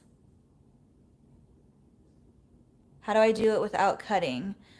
Honestly, I just practiced and practiced and practiced, and I could never get, I guess, the tension right to my liking and like making it look very smooth the way that it looks without the cutter. I know that's weird because a lot of people say using the cutter is what makes it look nice and smooth and just like a perfect seam. And to me, when I used the cutter, I just couldn't get it right to my liking. So I just kept doing it over and over and over again. And I taught myself just what tensions it needed to be on to look good. Also, where to place the fabric, you know, up against the cutter without using the cutter. So it's just all about just trial and error. Keep doing it. And it helps that I use the same type of material. I don't use other materials on it. So like all of my clothing that I make is this kind of material. So I never have to change my settings. So that helps. Like I know a lot of people make different products and stuff and use different kinds of fabric. So I don't do that. All of my clothing is the same material. And then I have a different machine like that I make my blankets on, which all of my blankets are the same material.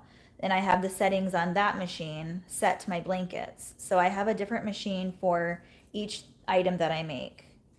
I know that sounds crazy, but to me, in running a business and just being the only person doing my business, that it makes it easier for me in the long run because I don't have to sit there and mess and change everything. It's literally just set and ready to go. Okay, so those are all cut, and then I just go back and cut them off.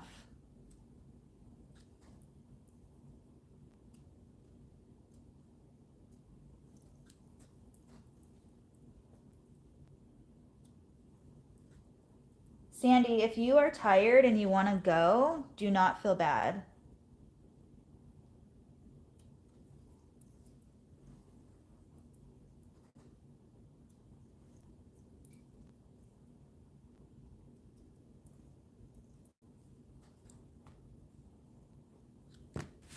Okay, so I keep them inside out like this because it's easier for me to put the tags on like that. I'm just gonna grab a drink of water real quick. And then we're actually gonna go over to my industrial machine because this is what I use to put my tags on now.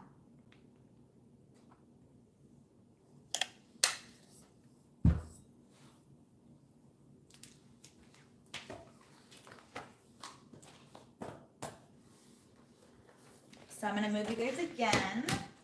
I always move you guys. So I thought that I was going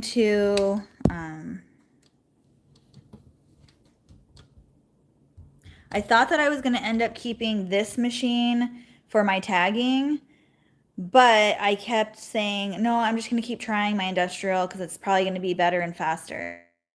But I know my industrial and I can sew with it. It is now my tagger too because I know how to use it now. So I'm just going to set you guys up right here.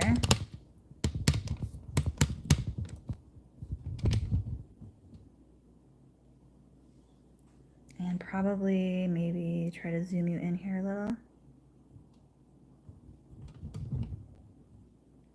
How's that? Adriana, I make my own patterns. Whoa, what's happening? Sorry, I'm trying to look at the comments.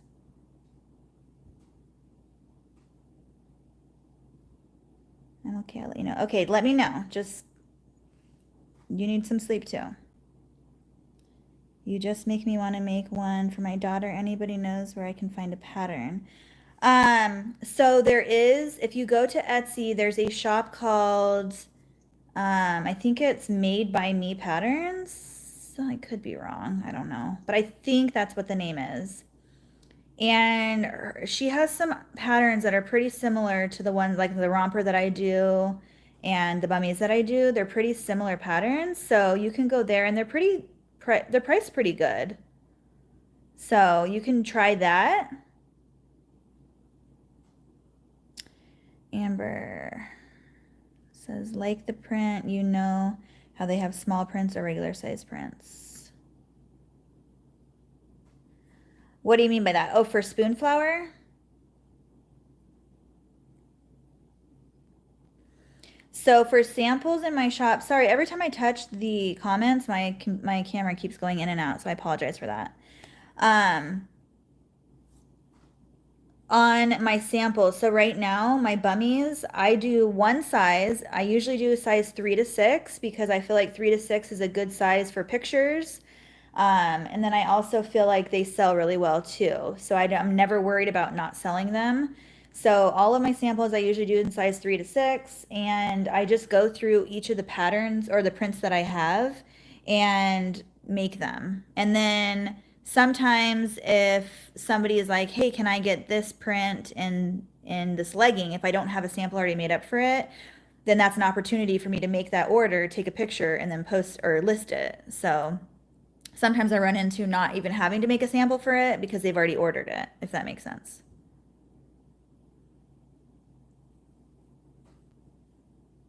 Okay. All right, I'm going to start putting sizes on here. So all of these are 3 to 6 months. And I use this for all of my sizing. I'm behind you guys now. So it's just like a medicine thing. And I put all my sizes in here. They go 0 to 3, all the way up to size 2 to 3. And then my bigger sizes, I do, I have 4 to 5 in here, 3 to 4, and 5 to 6. So I go up to size 6. I don't have size 6 posted or in my listings, but if they, I say in my description I can go up to size 6, but I don't like to because I have to charge more because it's a lot of fabric. And then for like random items that I have that aren't, I haven't done them with you guys on here yet, I do small, medium, and large. So I will be doing stuff like that with you guys. I just haven't yet. Okay, so I'm gonna grab 4 of these 3 to 6 tags.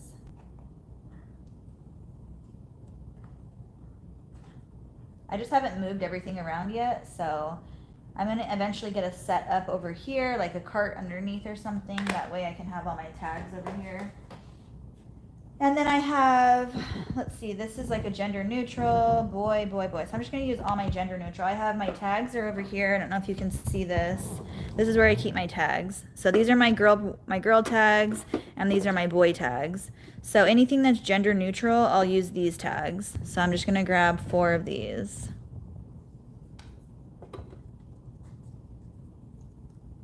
Okay, so I think I'm set. I'm gonna put you guys up right here again. And I'm just going to start sewing.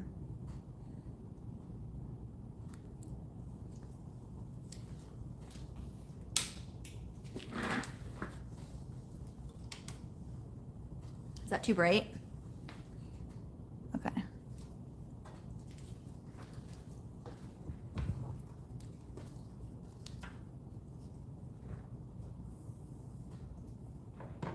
So I had it on zigzag.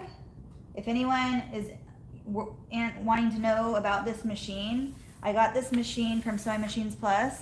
I'm an affiliate for them, so if you guys have any questions ever, please just ask me. I just got this machine, I don't know, what, like a month ago? And I'm in love with it. Like, it's so easy to use. I mean, obviously you guys saw I struggled in the beginning, but now, just like I struggle with those machines, but now I'm fine. Like, it just always takes a little bit of time when you get to a new machine. But anyway, this is an industrial. It's the Reliable 2300 SZ, and it's offered, it has zigzag and straight stitch. So I got this machine solely because it had those 2 stitch options, and I use this machine for my waistbands because I do a zigzag waistband on my leggings. So I really, really wanted the zigzag stitch on an industrial strength machine. And this is one of the few machines that they have that offer both of those. So there's not very many machines you can get industrial strength with those stitches. So I had it on the zigzag, and it's so easy. You literally just, like right here, you can see it, like I'll loosen it and it just clicks off. So that is where my zigzag is. You just pull it over and then twist this tight, and then it'll zigzag for you. When you're done zigzagging, you just twist that and then it comes back to straight stitch. And then over here is where your needles are. So left, center, and right are all right here. So right now I have it all the way over to the right, and that is where I set it for my tags. So I literally just keep them inside out like I just had them.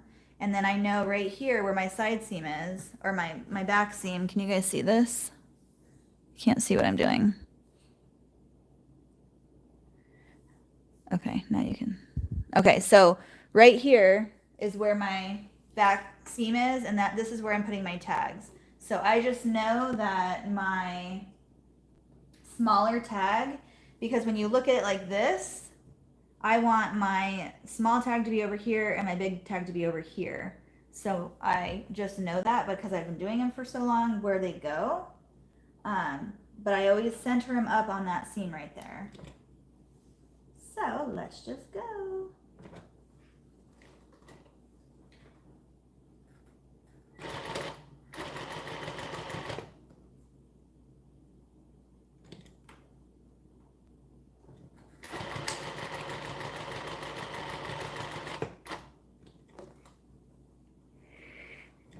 I don't have scissors over here, do I?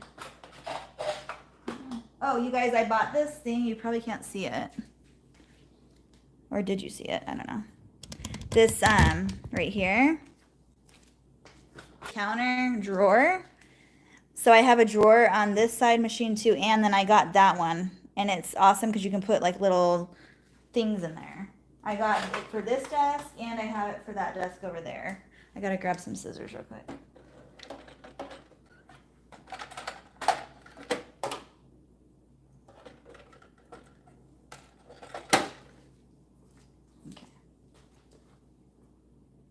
So another thing about this, oh, I didn't catch the back of that. Whoops.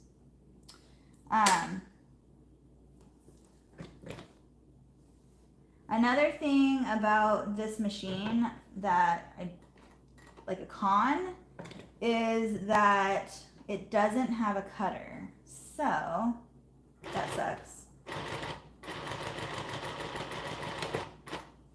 But you can lift you have a knee lift right here, which I like. And then also when I hit my heel, it brings the needle up. So you don't have to roll it up or press your presser foot up. You literally just, like if it's down, I press my heel. Why isn't that going now? Hold on. Trying to show you guys something, it's not working. Let me just show you on this one.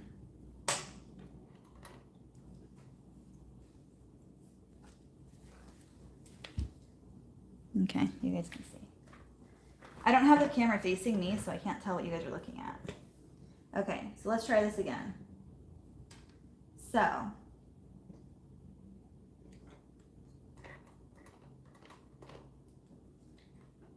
I'll show you at the end. So I'm gonna back stitch, and then I'm gonna go forward. And then I'm gonna put my name tag in, lifting up with my knee lift.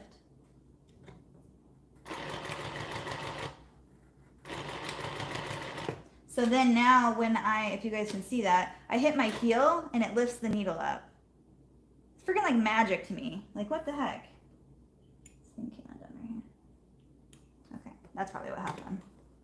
So anyway, it doesn't have a cutter, but it has other cool features. I can't get mad and be stingy about a lot of things, but yeah. If it had a cutter, that would be nice.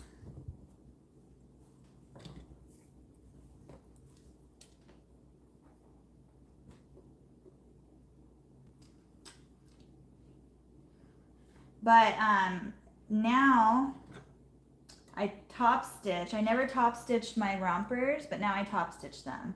So that's something new and something that, you know, you always can add things to make and improve your products. And I just thought, you know what? I don't top stitch my rompers. I'm gonna start top stitching them.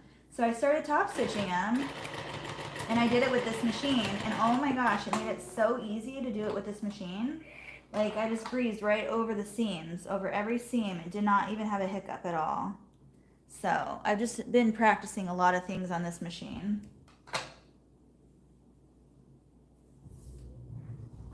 Like over all these seams right here, when normally I would break a needle on my brother, it doesn't do anything.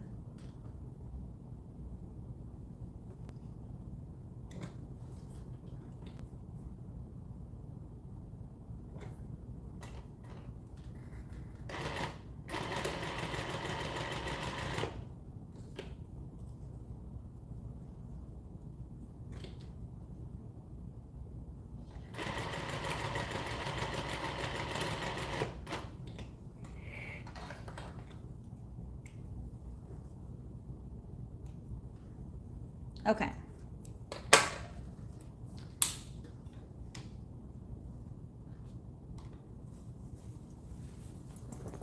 Now we can go heat press them.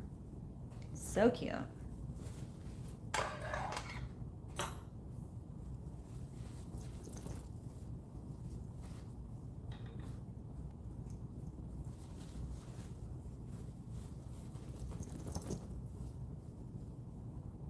What time is it? 10:30. We're doing pretty good on time. Oh my gosh, you guys, they're so cute. Okay, I'm gonna move you guys again. I'm gonna zoom out this time. There we go. Okay, I'm gonna see some questions. When I go to choose my fabric, it says small scale pattern or something like that for the fabric print. Yeah, so you can choose my rule of thumb is most of my prints are anywhere from the 300 to 350. I think it's DPI. I'm not really sure. Sarah's not here, but she would know better than I do. I just know when I order it, it's around the 300 to 350 size, if you're talking about spoon flower, and that has always seemed to work for me. So hopefully that helps your question. Okay.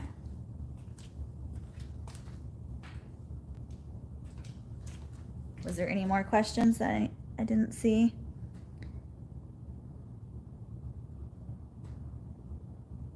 Sound and look just like Juki other zigzag. Wish I'd known about it.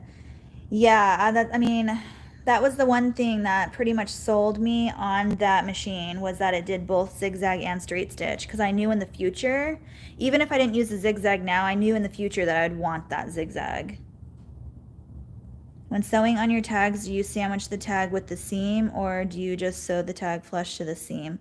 I don't know if that made any sense. So I actually, I fold it in half. I'll put it right here. So I fold it in half before I do it, and then I put it underneath here. So if it's gonna focus. So I sew it underneath the seam right here. So it's not, I don't sandwich it over the seam, I sandwich it under the seam and sew that. Does that make sense? Where did I get my big cutting table that has all the blue bins underneath of it? Christina, I made that table. So literally my husband and I went to Home Depot and we bought scraps, and I just made that table. How did you decide between going with a more home style serger than going with a no-sew serger with all the serging you do? I'm trying to make that decision. I don't know. Honestly, I just wanted to try something with more punching power than the one I have, because the one I have is actually fine. I just break needles because I sew a lot on it, and that's the only reason why I'm upgrading. But I love my Brother Lock 1034D. It's been amazing for me for the past 4 years.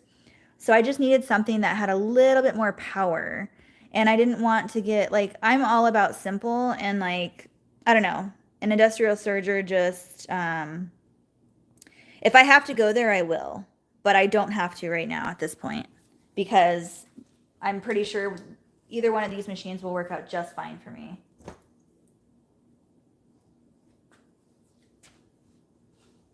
So I basically just sew down each seam.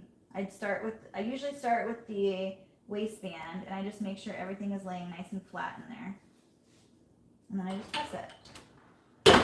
And I only press it for, like, I don't know, 5 to 8 seconds, just depending on when I want to stop. But see how much, like, it just makes it look so much nicer, like crisp, super crisp, compared to not, like, I don't know. I feel like an iron just doesn't do it justice as well as the heat press. That's just my personal opinion. And plus I always have my heat press on anyway because I do the birthday shirts and stuff like that. So my heat press is always on. So it's just easier to do that.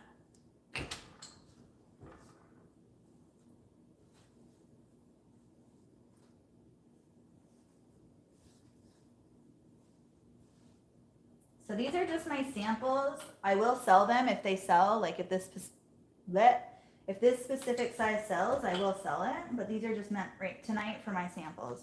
So there's that one. Can you guys see it? How like nice and crisp that makes it after you heat press it. So cute.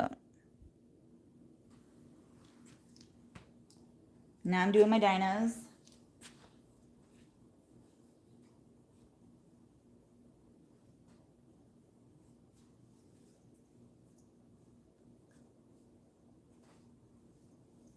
I don't do them all together at one time with just like one big chunk of it because I've tried that before and I feel like you get wrinkles because there are like little, you know, pleats in here. So I like to do it separately.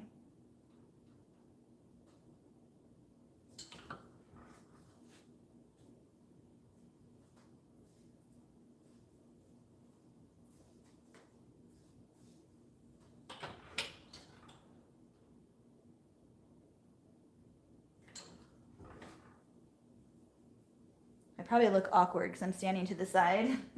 I'm trying to stand to the side so you guys can see. I don't know why, but I always do get questions on how do I heat press these. And it's probably because you guys are trying to do it all at one time. And I used to do that too. Like just throw it in the middle right here and heat press it like you would anything else. But then you get all these wrinkles. So that's why I do each part separately.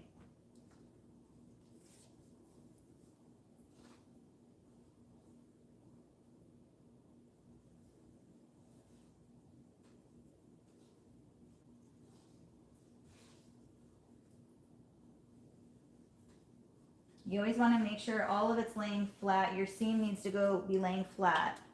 That's why it's important to sew it. When I say put the right side or the pretty side laying flat and then the ugly side laying the other way. It's very important when you're sewing that together. That way when you go to iron it, it's all nice and flat. If it was twisted, you'd have a bump in there.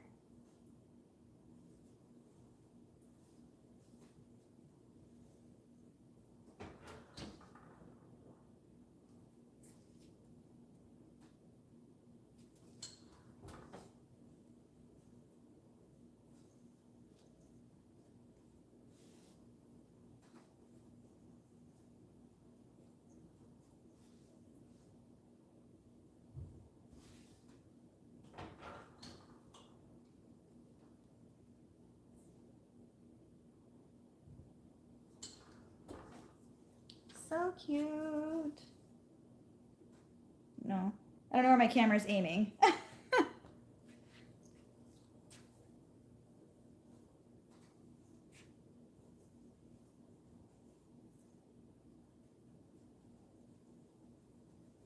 You guys, I don't know if I mentioned, I know I mentioned it last night on the live, but I don't know who was on that live last night, who was on here tonight.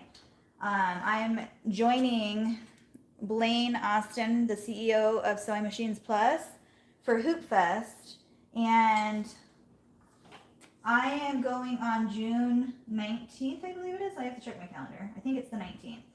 I think I'm set for 12, either 12 or 12:30. I'm not sure. I have to double check on that.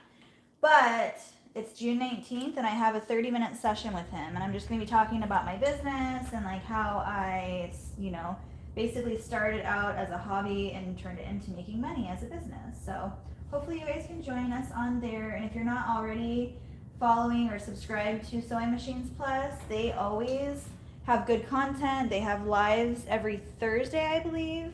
And they just do a lot of different like tutorials and like just they talk about a lot of different things. So they just got done with their Quilt Fest about a couple weeks ago, and now they're doing their Hoop Fest.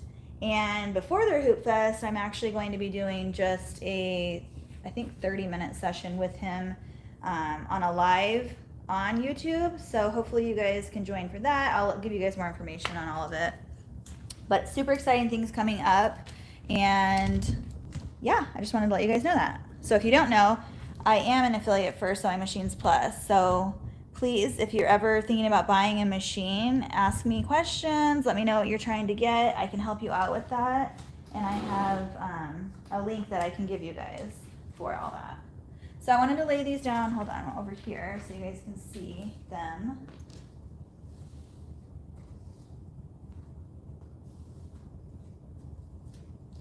So pretty. These ones all turned out so cute. So here are them, the ones that I did. So this is my You Are My Sunshine print. Here's the dinosaur one, so cute. Here's the whale one, which is just like a muted kind of watercolor. I think it's so cute. And then my bison one. So these are the ones that he had cut out for me to do for tonight. But the way that I do it is I have this list up here. Just kind of ghetto, but you know, it works.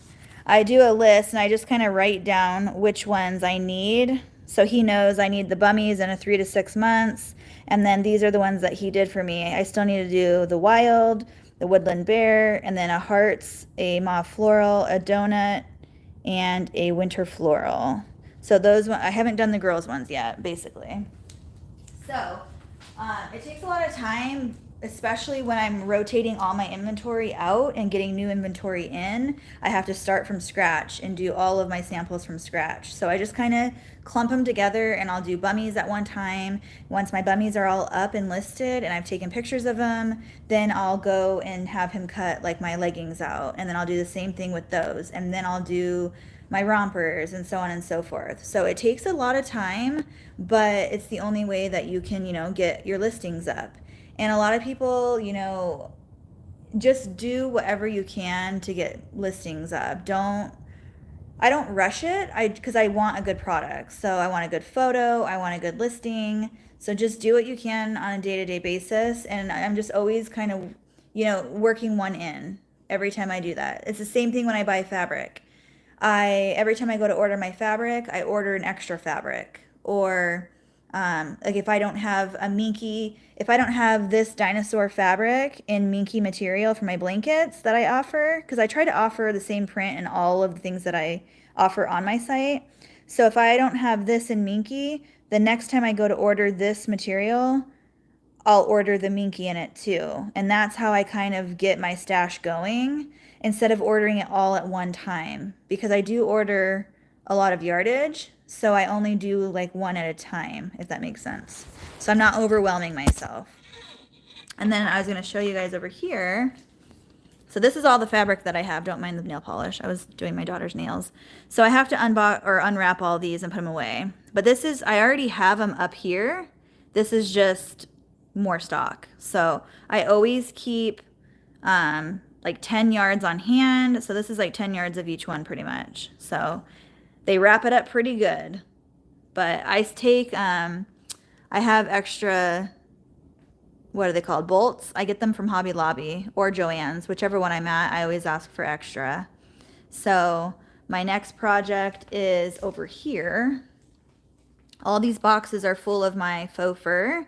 And what I'm trying to do is get them all, you know, so I can see the colors. But I have bins that I have purchased.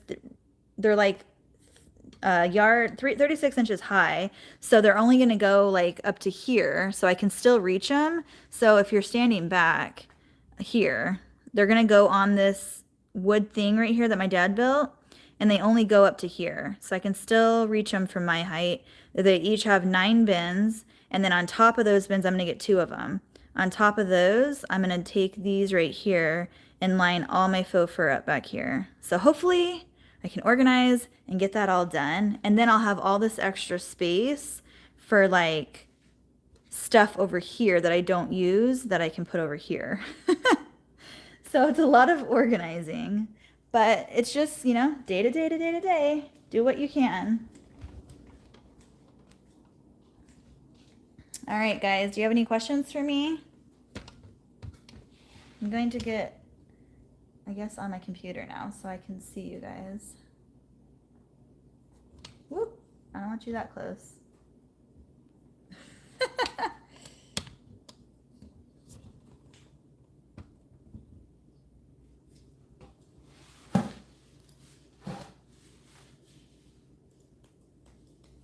I'm just gonna log in the computer really quick so I can not have to read my phone.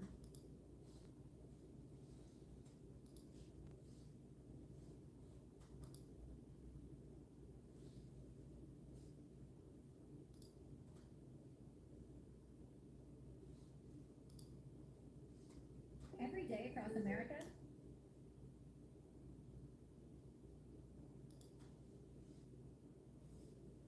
Okay. Where do I get my tags? I get this question so often. I get my tags from Etsy. They're still in business, but they're not taking new customers. So I'm so sorry. I have reached out to her a few different times and have asked her, are you sure? Because I have a lot of people who keep wanting to get, tags from you guys. But her and her husband are trying to retire. They're almost, I think in their 70s. And they're keeping all of their grandfathered in customers like myself. I've been going with her for like 4 years. So the people who are already established with them, they're going to keep because it's literally just a click of a button and they can print them off and it's super easy, but they don't take any more custom orders. So my suggestion is to just go on Etsy and search whatever kind of tag you're looking for. That's what I did when I found them. I literally just put in organic sew-in labels or tags or whatever. And I just looked and then I found her and I didn't particularly like the first tag I got. So I had her redo it and then cut it down to size because I make all baby items. So I want them to be smaller. So that's what I did. You just have to play with it. But then you just search what you want. There's so many different businesses that make them. Just be specific. Like I knew I wanted organic. So that was my go-to.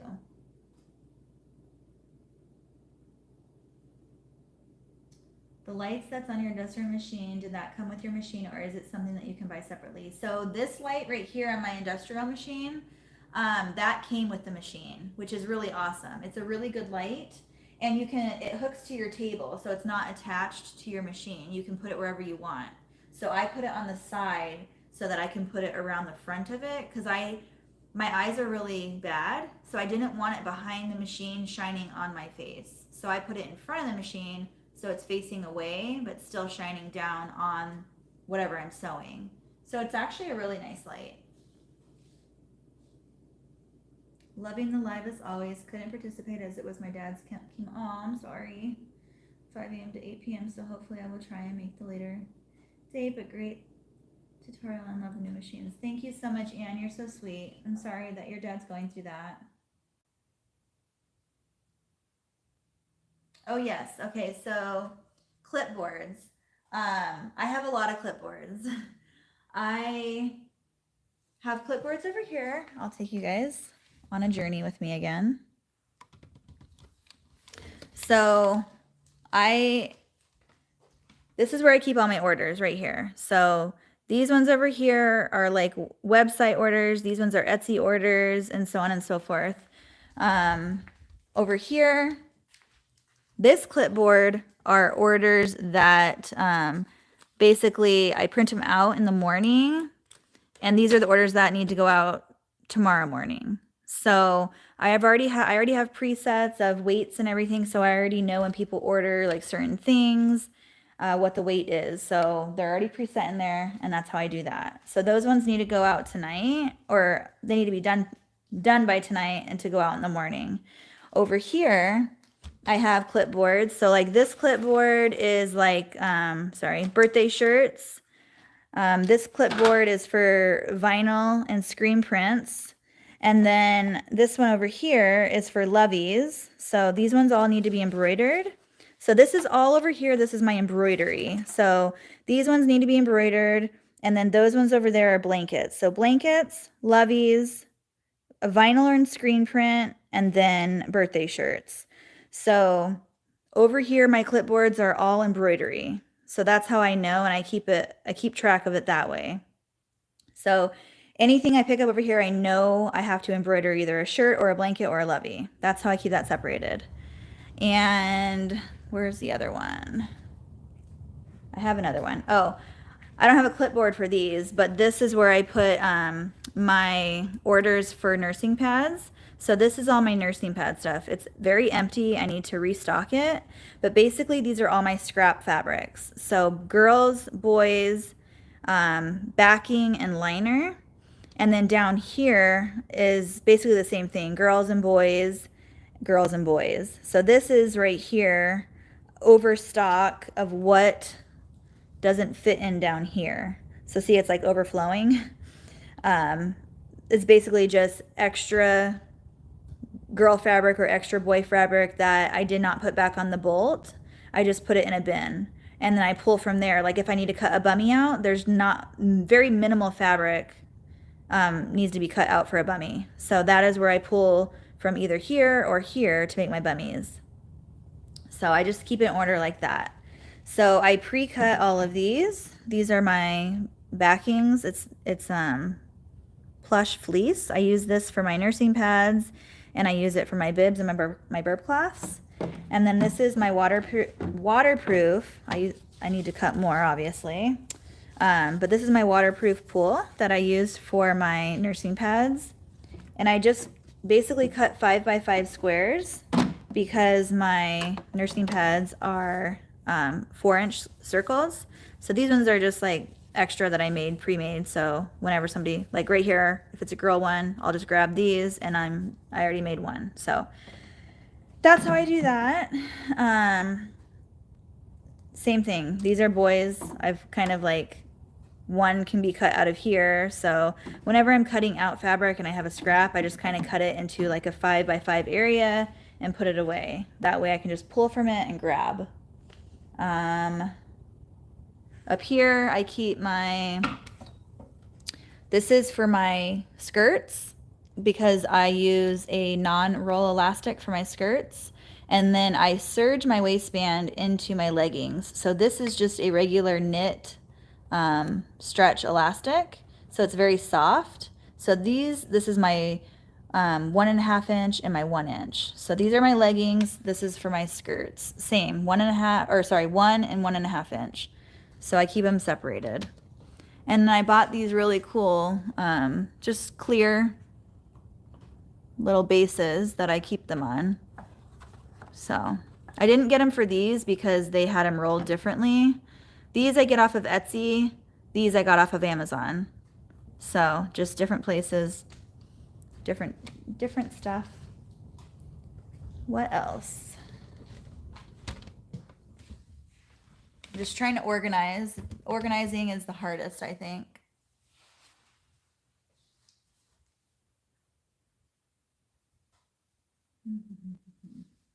Let's see. How often do you add new samples to your site? Quite often. So like it's just an ongoing thing because I'm always adding new prints because I'm in a shop locally, and so that actually kind of motivates me and helps me to make more samples and to get new products out. Not necessarily new products, but new prints. So I still have the same product. I still have the same romper, bummies, skirts, blah, blah, blah, blah. But for some reason, when people see a new print, even if it's the same product, like I've always sold a bummie, but if they see a new print in it, they get excited about it because it's different. It looks different. It feels different. So being in a shop locally has, helped me to be motivated about getting new prints out all the time. So every time I go to replenish like what I already have, I always pick a new boy print and a new girl print. So I have an order coming. I know I just got these, but I have another order coming. And with that order, like I said earlier, I ordered a new dinosaur print, which is just a muted neutral dinosaur print. So I knew I wanted that and I didn't have that yet. So that's what I chose for my next boy print, or it could be gender neutral. And then I also have another girl one coming, which I haven't announced or shown anyone pictures of it yet. So I always wait until I do my samples on it.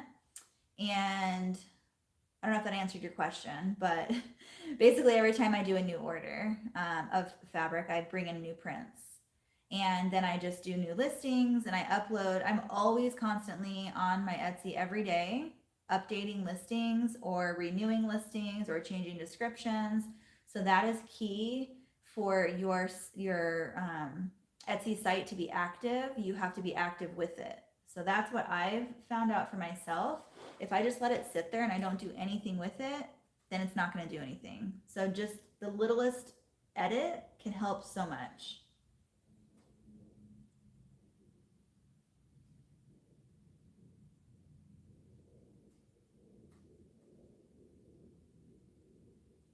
Nice, Christina. That's awesome.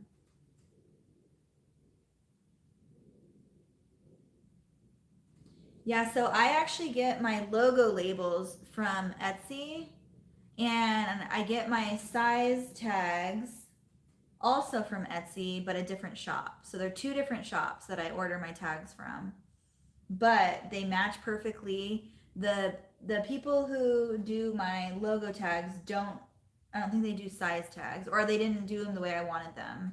So anyway, they match perfectly, the same color, everything. Like I just got lucky finding that, I guess.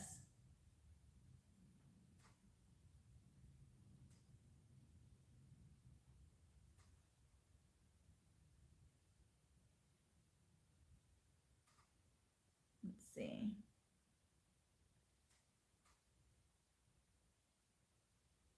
Oh, I think I did answer, but maybe you guys didn't hear. I don't know.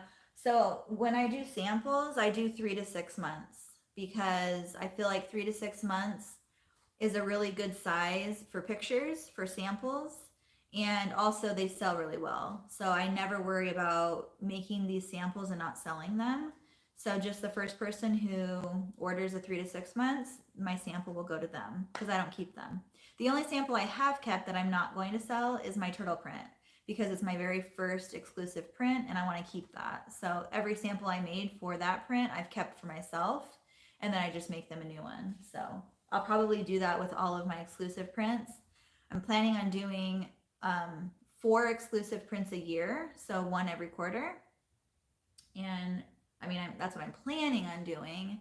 If Sarah's up for that, I know she's not on here anymore, I don't think, but I don't want to overwhelm her. But I'm excited to get new prints out, so.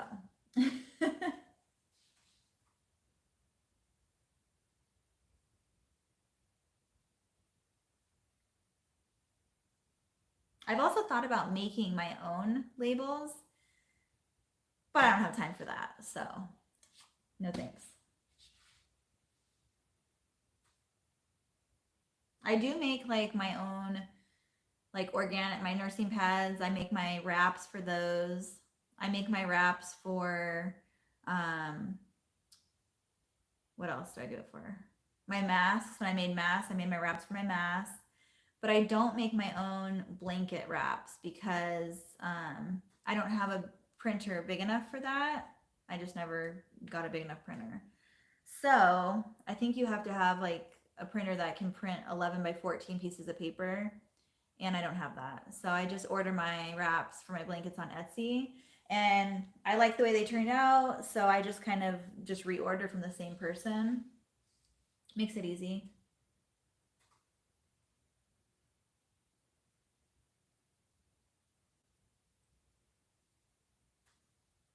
Me too, Sandy. I think I'm gonna head out. I was going to try to mess with this machine tonight for you guys, but I didn't get time to thread it.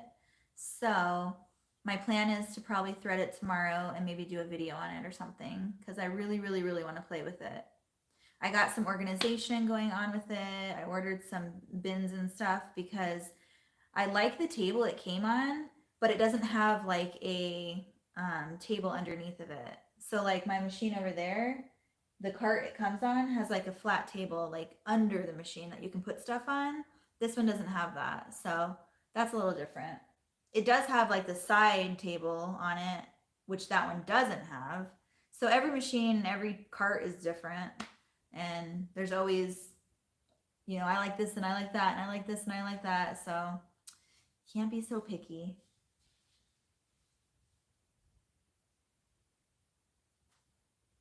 What's my schedule like since I work mainly in the evenings? Okay, so I was actually thinking about doing a video on this because I get this question a lot. I wanted to take you guys like from morning until night, basically like just do like little clips of what I do.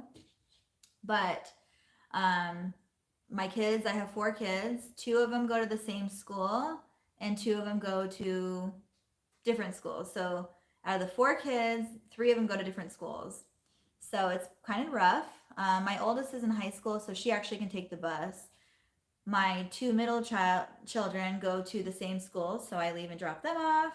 And then I drop my preschooler off last, but he only goes to preschool for 2 hours. So by the time I drop him off at 9 o'clock, I get home. I do as much work as I can. Usually in the morning is when I print my orders out. I kind of figure out which ones need to get out by that day. I organize. If I have to do birthday shirts, I get my fabric prepped and ready to go. So basically just the prep work for that day. And then at 11 o'clock, so from 9 to 11, I do all that. I answer you guys' questions on YouTube. I answer emails. I do all that stuff.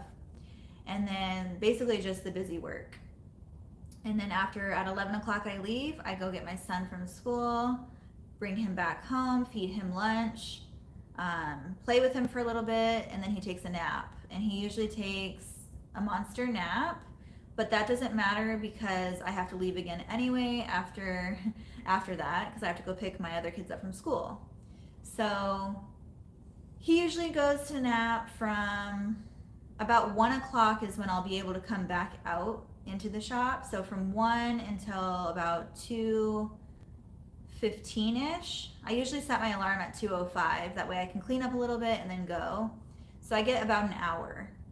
And then I go pick my other children up. My daughter has volleyball, so I usually have to take her to volleyball.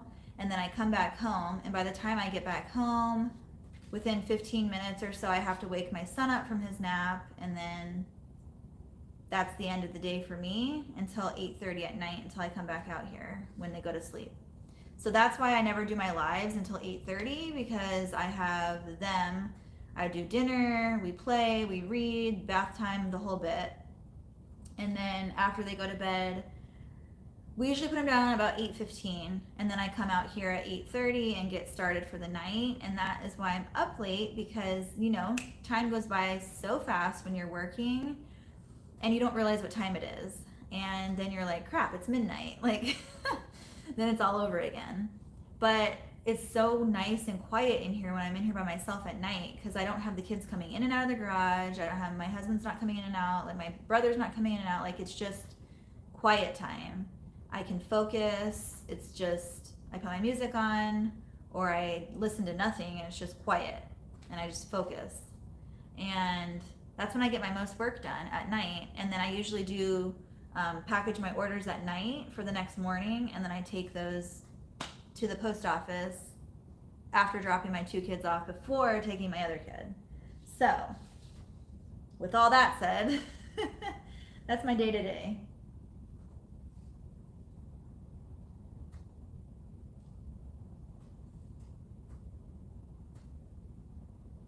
Good night. Thanks for being here. Have a good night. Get some rest.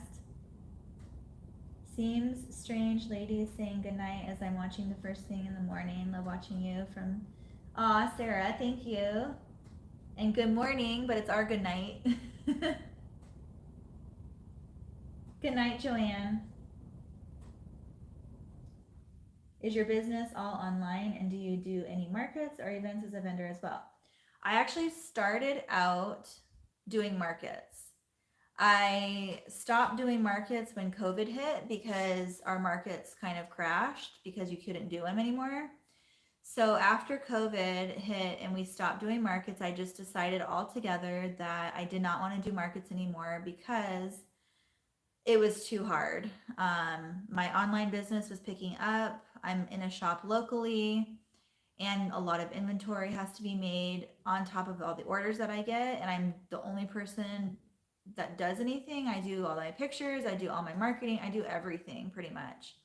My brother does help me cut while he's here, but he's leaving again, so I only have him to help me when he's here. So I can't rely on that. But I have a website, bingandbliss.com. I also have an Etsy site, which is Bing and Bliss. And so I just recently relaunched my website. So it's still marinating in the search engine, in the Google and all that. So I haven't been too busy with my website quite yet. So I'm just giving it a little bit of time to do its thing. Meanwhile, just working on Etsy, updating listings and doing that whole thing. And then working on, inventory for the shop, because when you're in a shop locally, you're constantly replenishing. So that's a lot of work in itself. So if I'm not working on an order, I'm working on inventory, or I intermix them. So I'm working on them both constantly. And then doing samples. So like tonight, I wanted to dedicate to samples, because if I didn't dedicate it to samples tonight, they wouldn't have gotten done, and then I wouldn't have been able to list them. So you have to delegate like certain nights or days or times, like for different things, so that it gets done. Because when the beginning, when I didn't delegate my time that way, I was all over the place. I didn't get my inventory done until the last minute. I procrastinated, and then I was up for hours because I didn't do it on time. And then I still had this, and this to do before the market. And it was just time crunch like crazy. So I have really tried to organize myself better. And that is also why I'm constantly organizing my shop, because I want it to, run flow better. So like I said earlier, I'm trying to figure out where I want to put this stuff over here and organize that stuff over there. That way, like the more organized you are, the better flow your business is. That's how I feel. So that's my next project, just working on organization.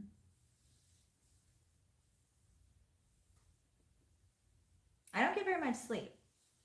I probably go to bed between 12 and 2 on a nightly basis, which is really bad. And then I usually get up. My husband usually gets up with the kids in the morning because I stay up late. And they get up at like 6-ish. So he usually wakes me up about 6:30. So I get up at 6:30. After the kids usually wake up, and they usually have like quiet time. They'll watch their tablets or watch like some cartoon or whatever in the morning while he gets dressed and ready. And then he'll wake me up, and then I'll get the kids ready for school while he's cooking breakfast or whatever. We kind of like, split things up all the time. So whatever he's doing, I'm doing the other thing. And whatever I'm doing, he's doing the other thing. So we kind of do it that way. And then he starts his morning at 8 o'clock every morning for work. And then that's when I leave to go take all the kids to school and do the rounds. So same thing every day. It's kind of crazy, but it works for us. And yeah.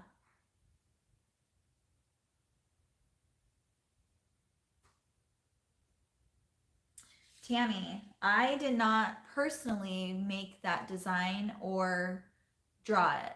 I thought of the design, and it was in my imagination what I wanted. I told her I wanted turtles of different sizes, because all of my stuff is geared towards babies, basically.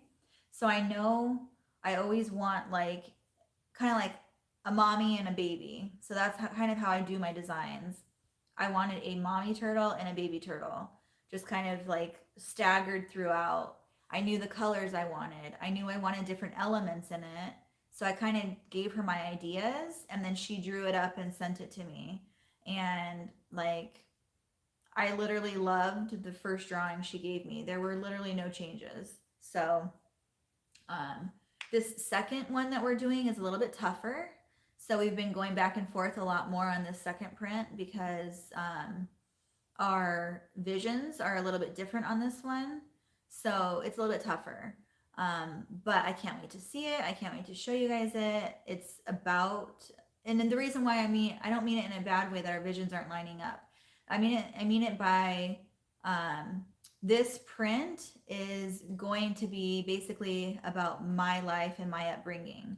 So that's going to be completely different from the way she was brought up and the way that, her lifestyle. Two different people, two totally different, upbringings, like way different. So we're trying to be on the same page on that. And it's just a lot more thinking and a lot more thought process in the design itself. So this one's going to be very special, and very, very different than anything I have. So when I show you guys, it's probably gonna be, I'm nervous because I know I'm gonna love it. I don't know if anybody else is gonna love it. But I can't think like that because I think that about every print that I choose. Like, oh my gosh, nobody's gonna like it. Or my style is so different, like no one's gonna like it. And then it ends up being amazing and, you know, a good seller or a top seller or whatever. But it's that same thing every single time I go through that thought process. So I'm excited.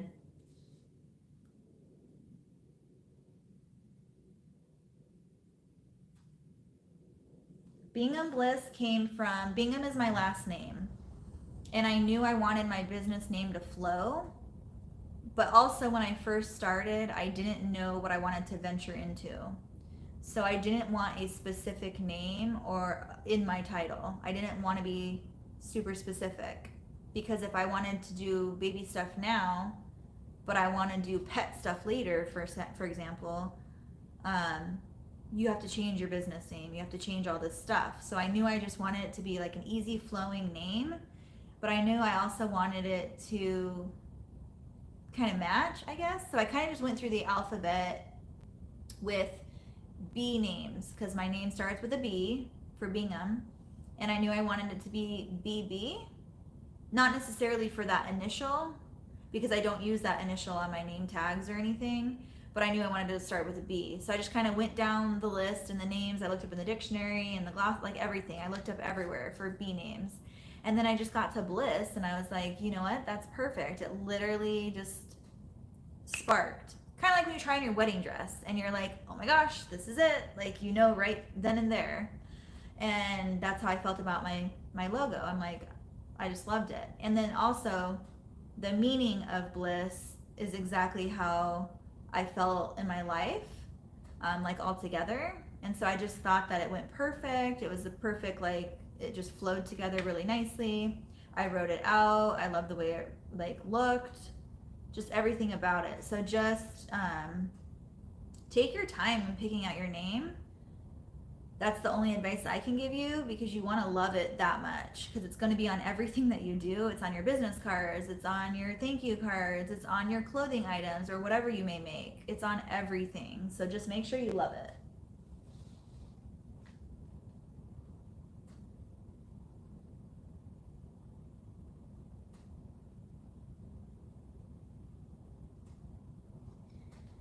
So in this case of the turtle print, I cannot sell that print on Spoonflower because Sarah, as the artist, and I have agreed that it's an exclusive design to me, but I'm not allowed to sell it. She doesn't want her art print sold unless she makes a drawing and sells it herself on Spoonflower, which I think she's thinking of doing, but I'm not quite sure on that.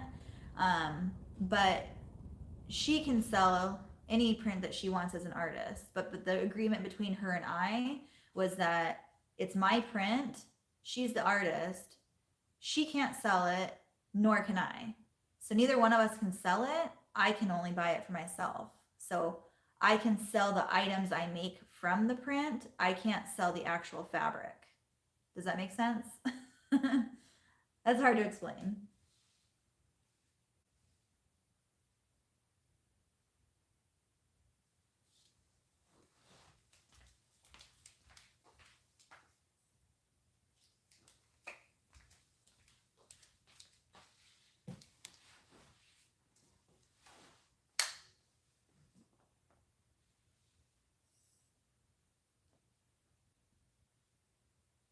All right, any other questions before I call it a night? I have to get these orders out.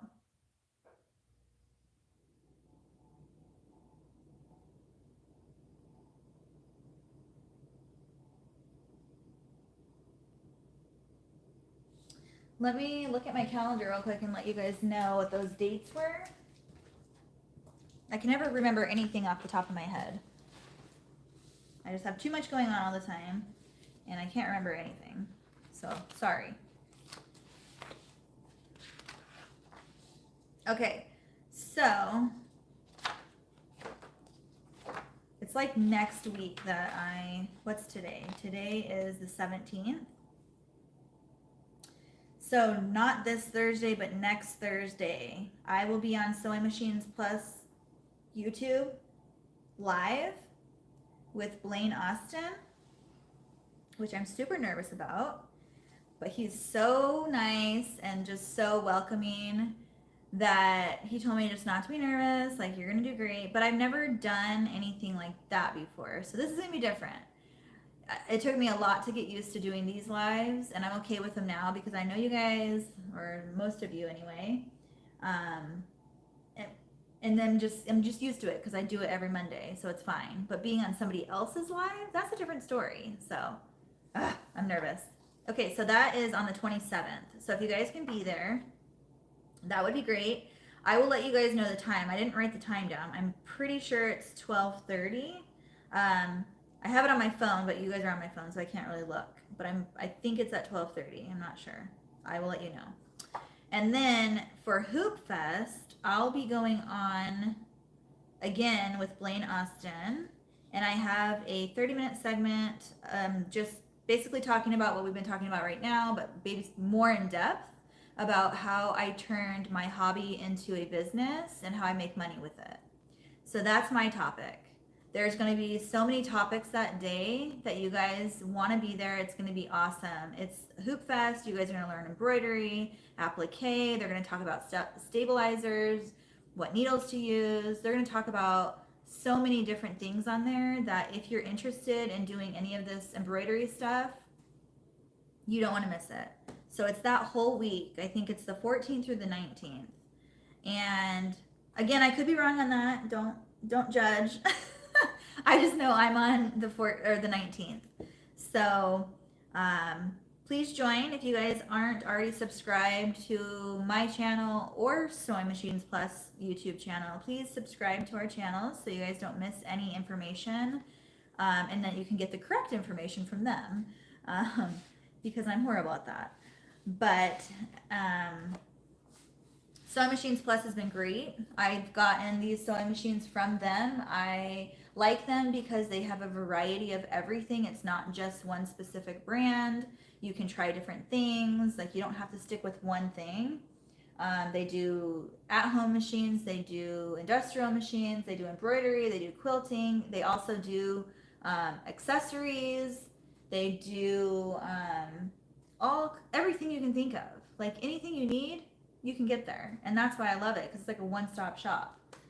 They have their own sticky back stabilizer that I absolutely love. I don't use any other one. It's called the Perfect Stay, I believe. And actually Blaine came up with that, and he did an amazing job with it. So I use that stabilizer for my loveys with my minky material, and I love it. I don't use anything else. So yeah, if you guys don't have any other questions, you can always email me, binghambliss@yahoo.com. I keep it simple, guys. All of my social medias, all of my, any way to get a hold of me, Bingham Bliss. That's it, Bingham Bliss. So if you have any questions on any machines that you're maybe interested in buying, please let me know. I can help you guys. And if I don't know the question, I will certainly get the question answered for you, because I'm not an expert on all these machines. Obviously, I just got these 3 machines, actually 4 of these are brand new. So still working on them, still learning them. But I am willing to learn as much as you guys have questions about. So anyway, I hope you guys enjoyed this live tonight. You inspire me to start a new adventure when I retire. Oh my gosh, that would be so amazing to just start something new when you retire and be able to do it whenever you want. Like, that's my dream, is to just, it's like an obsession. Like, all you think about all day is when you get to come out to your shop to do something. Even though it's like work, I don't think of it as work. That's also what I'm going to talk about on my session, is that love what you do. Be happy. You only live one life, and just do what you love to do. Like, I love everything about what I do. So that's also where I came up with my name, Bingham Bliss, because bliss is like, joyful. The meaning is like just blissful and joyful and just loving life. So I try to live my day like that every day. And I actually made a merchandise shirt for myself with my logo on it that says live the life you love. And if you notice in every single description on all of my videos at the bottom, it says that live the life you love. And that's what I go by every day. So I want all of you guys to live the life you love and to do what you love and to just get inspired, get motivated, just do what you want to do. But I'm going to end it here. I love what you say here. Oh, thank you. I just want everyone to be successful, you know? Everyone should be successful. Everyone should help each other. Everyone should just be there for each other. So that's what my channel is about, and I hope you guys all know that. I hope you know that I'm here to do whatever I can to help you, even if that is making a fool of myself trying to use these machines when I've never used them. I try, and I do that for a reason, and I do that on purpose so that you guys can see that no one's perfect, and we all make mistakes, and we all have to learn somewhere, and that's how we get to where we are. Those are stepping stones in the right direction of where you want to be in life, and you all have to do that in order to get to that place. So yes, with that being said, I'm going to call it a night, guys, because I do need to finish my orders and get them out so I can get some sleep tonight. So I have a video coming up for you guys tomorrow. It's almost done, so it's probably going to be a little bit of a repeat because I have talked about the machines and stuff, but it's going to be more up close on different stuff. So that'll be coming out tomorrow. And so if you guys want to watch that, I hope that you like that video. And I hope you guys all have a good night. I love you guys all so much. Bye.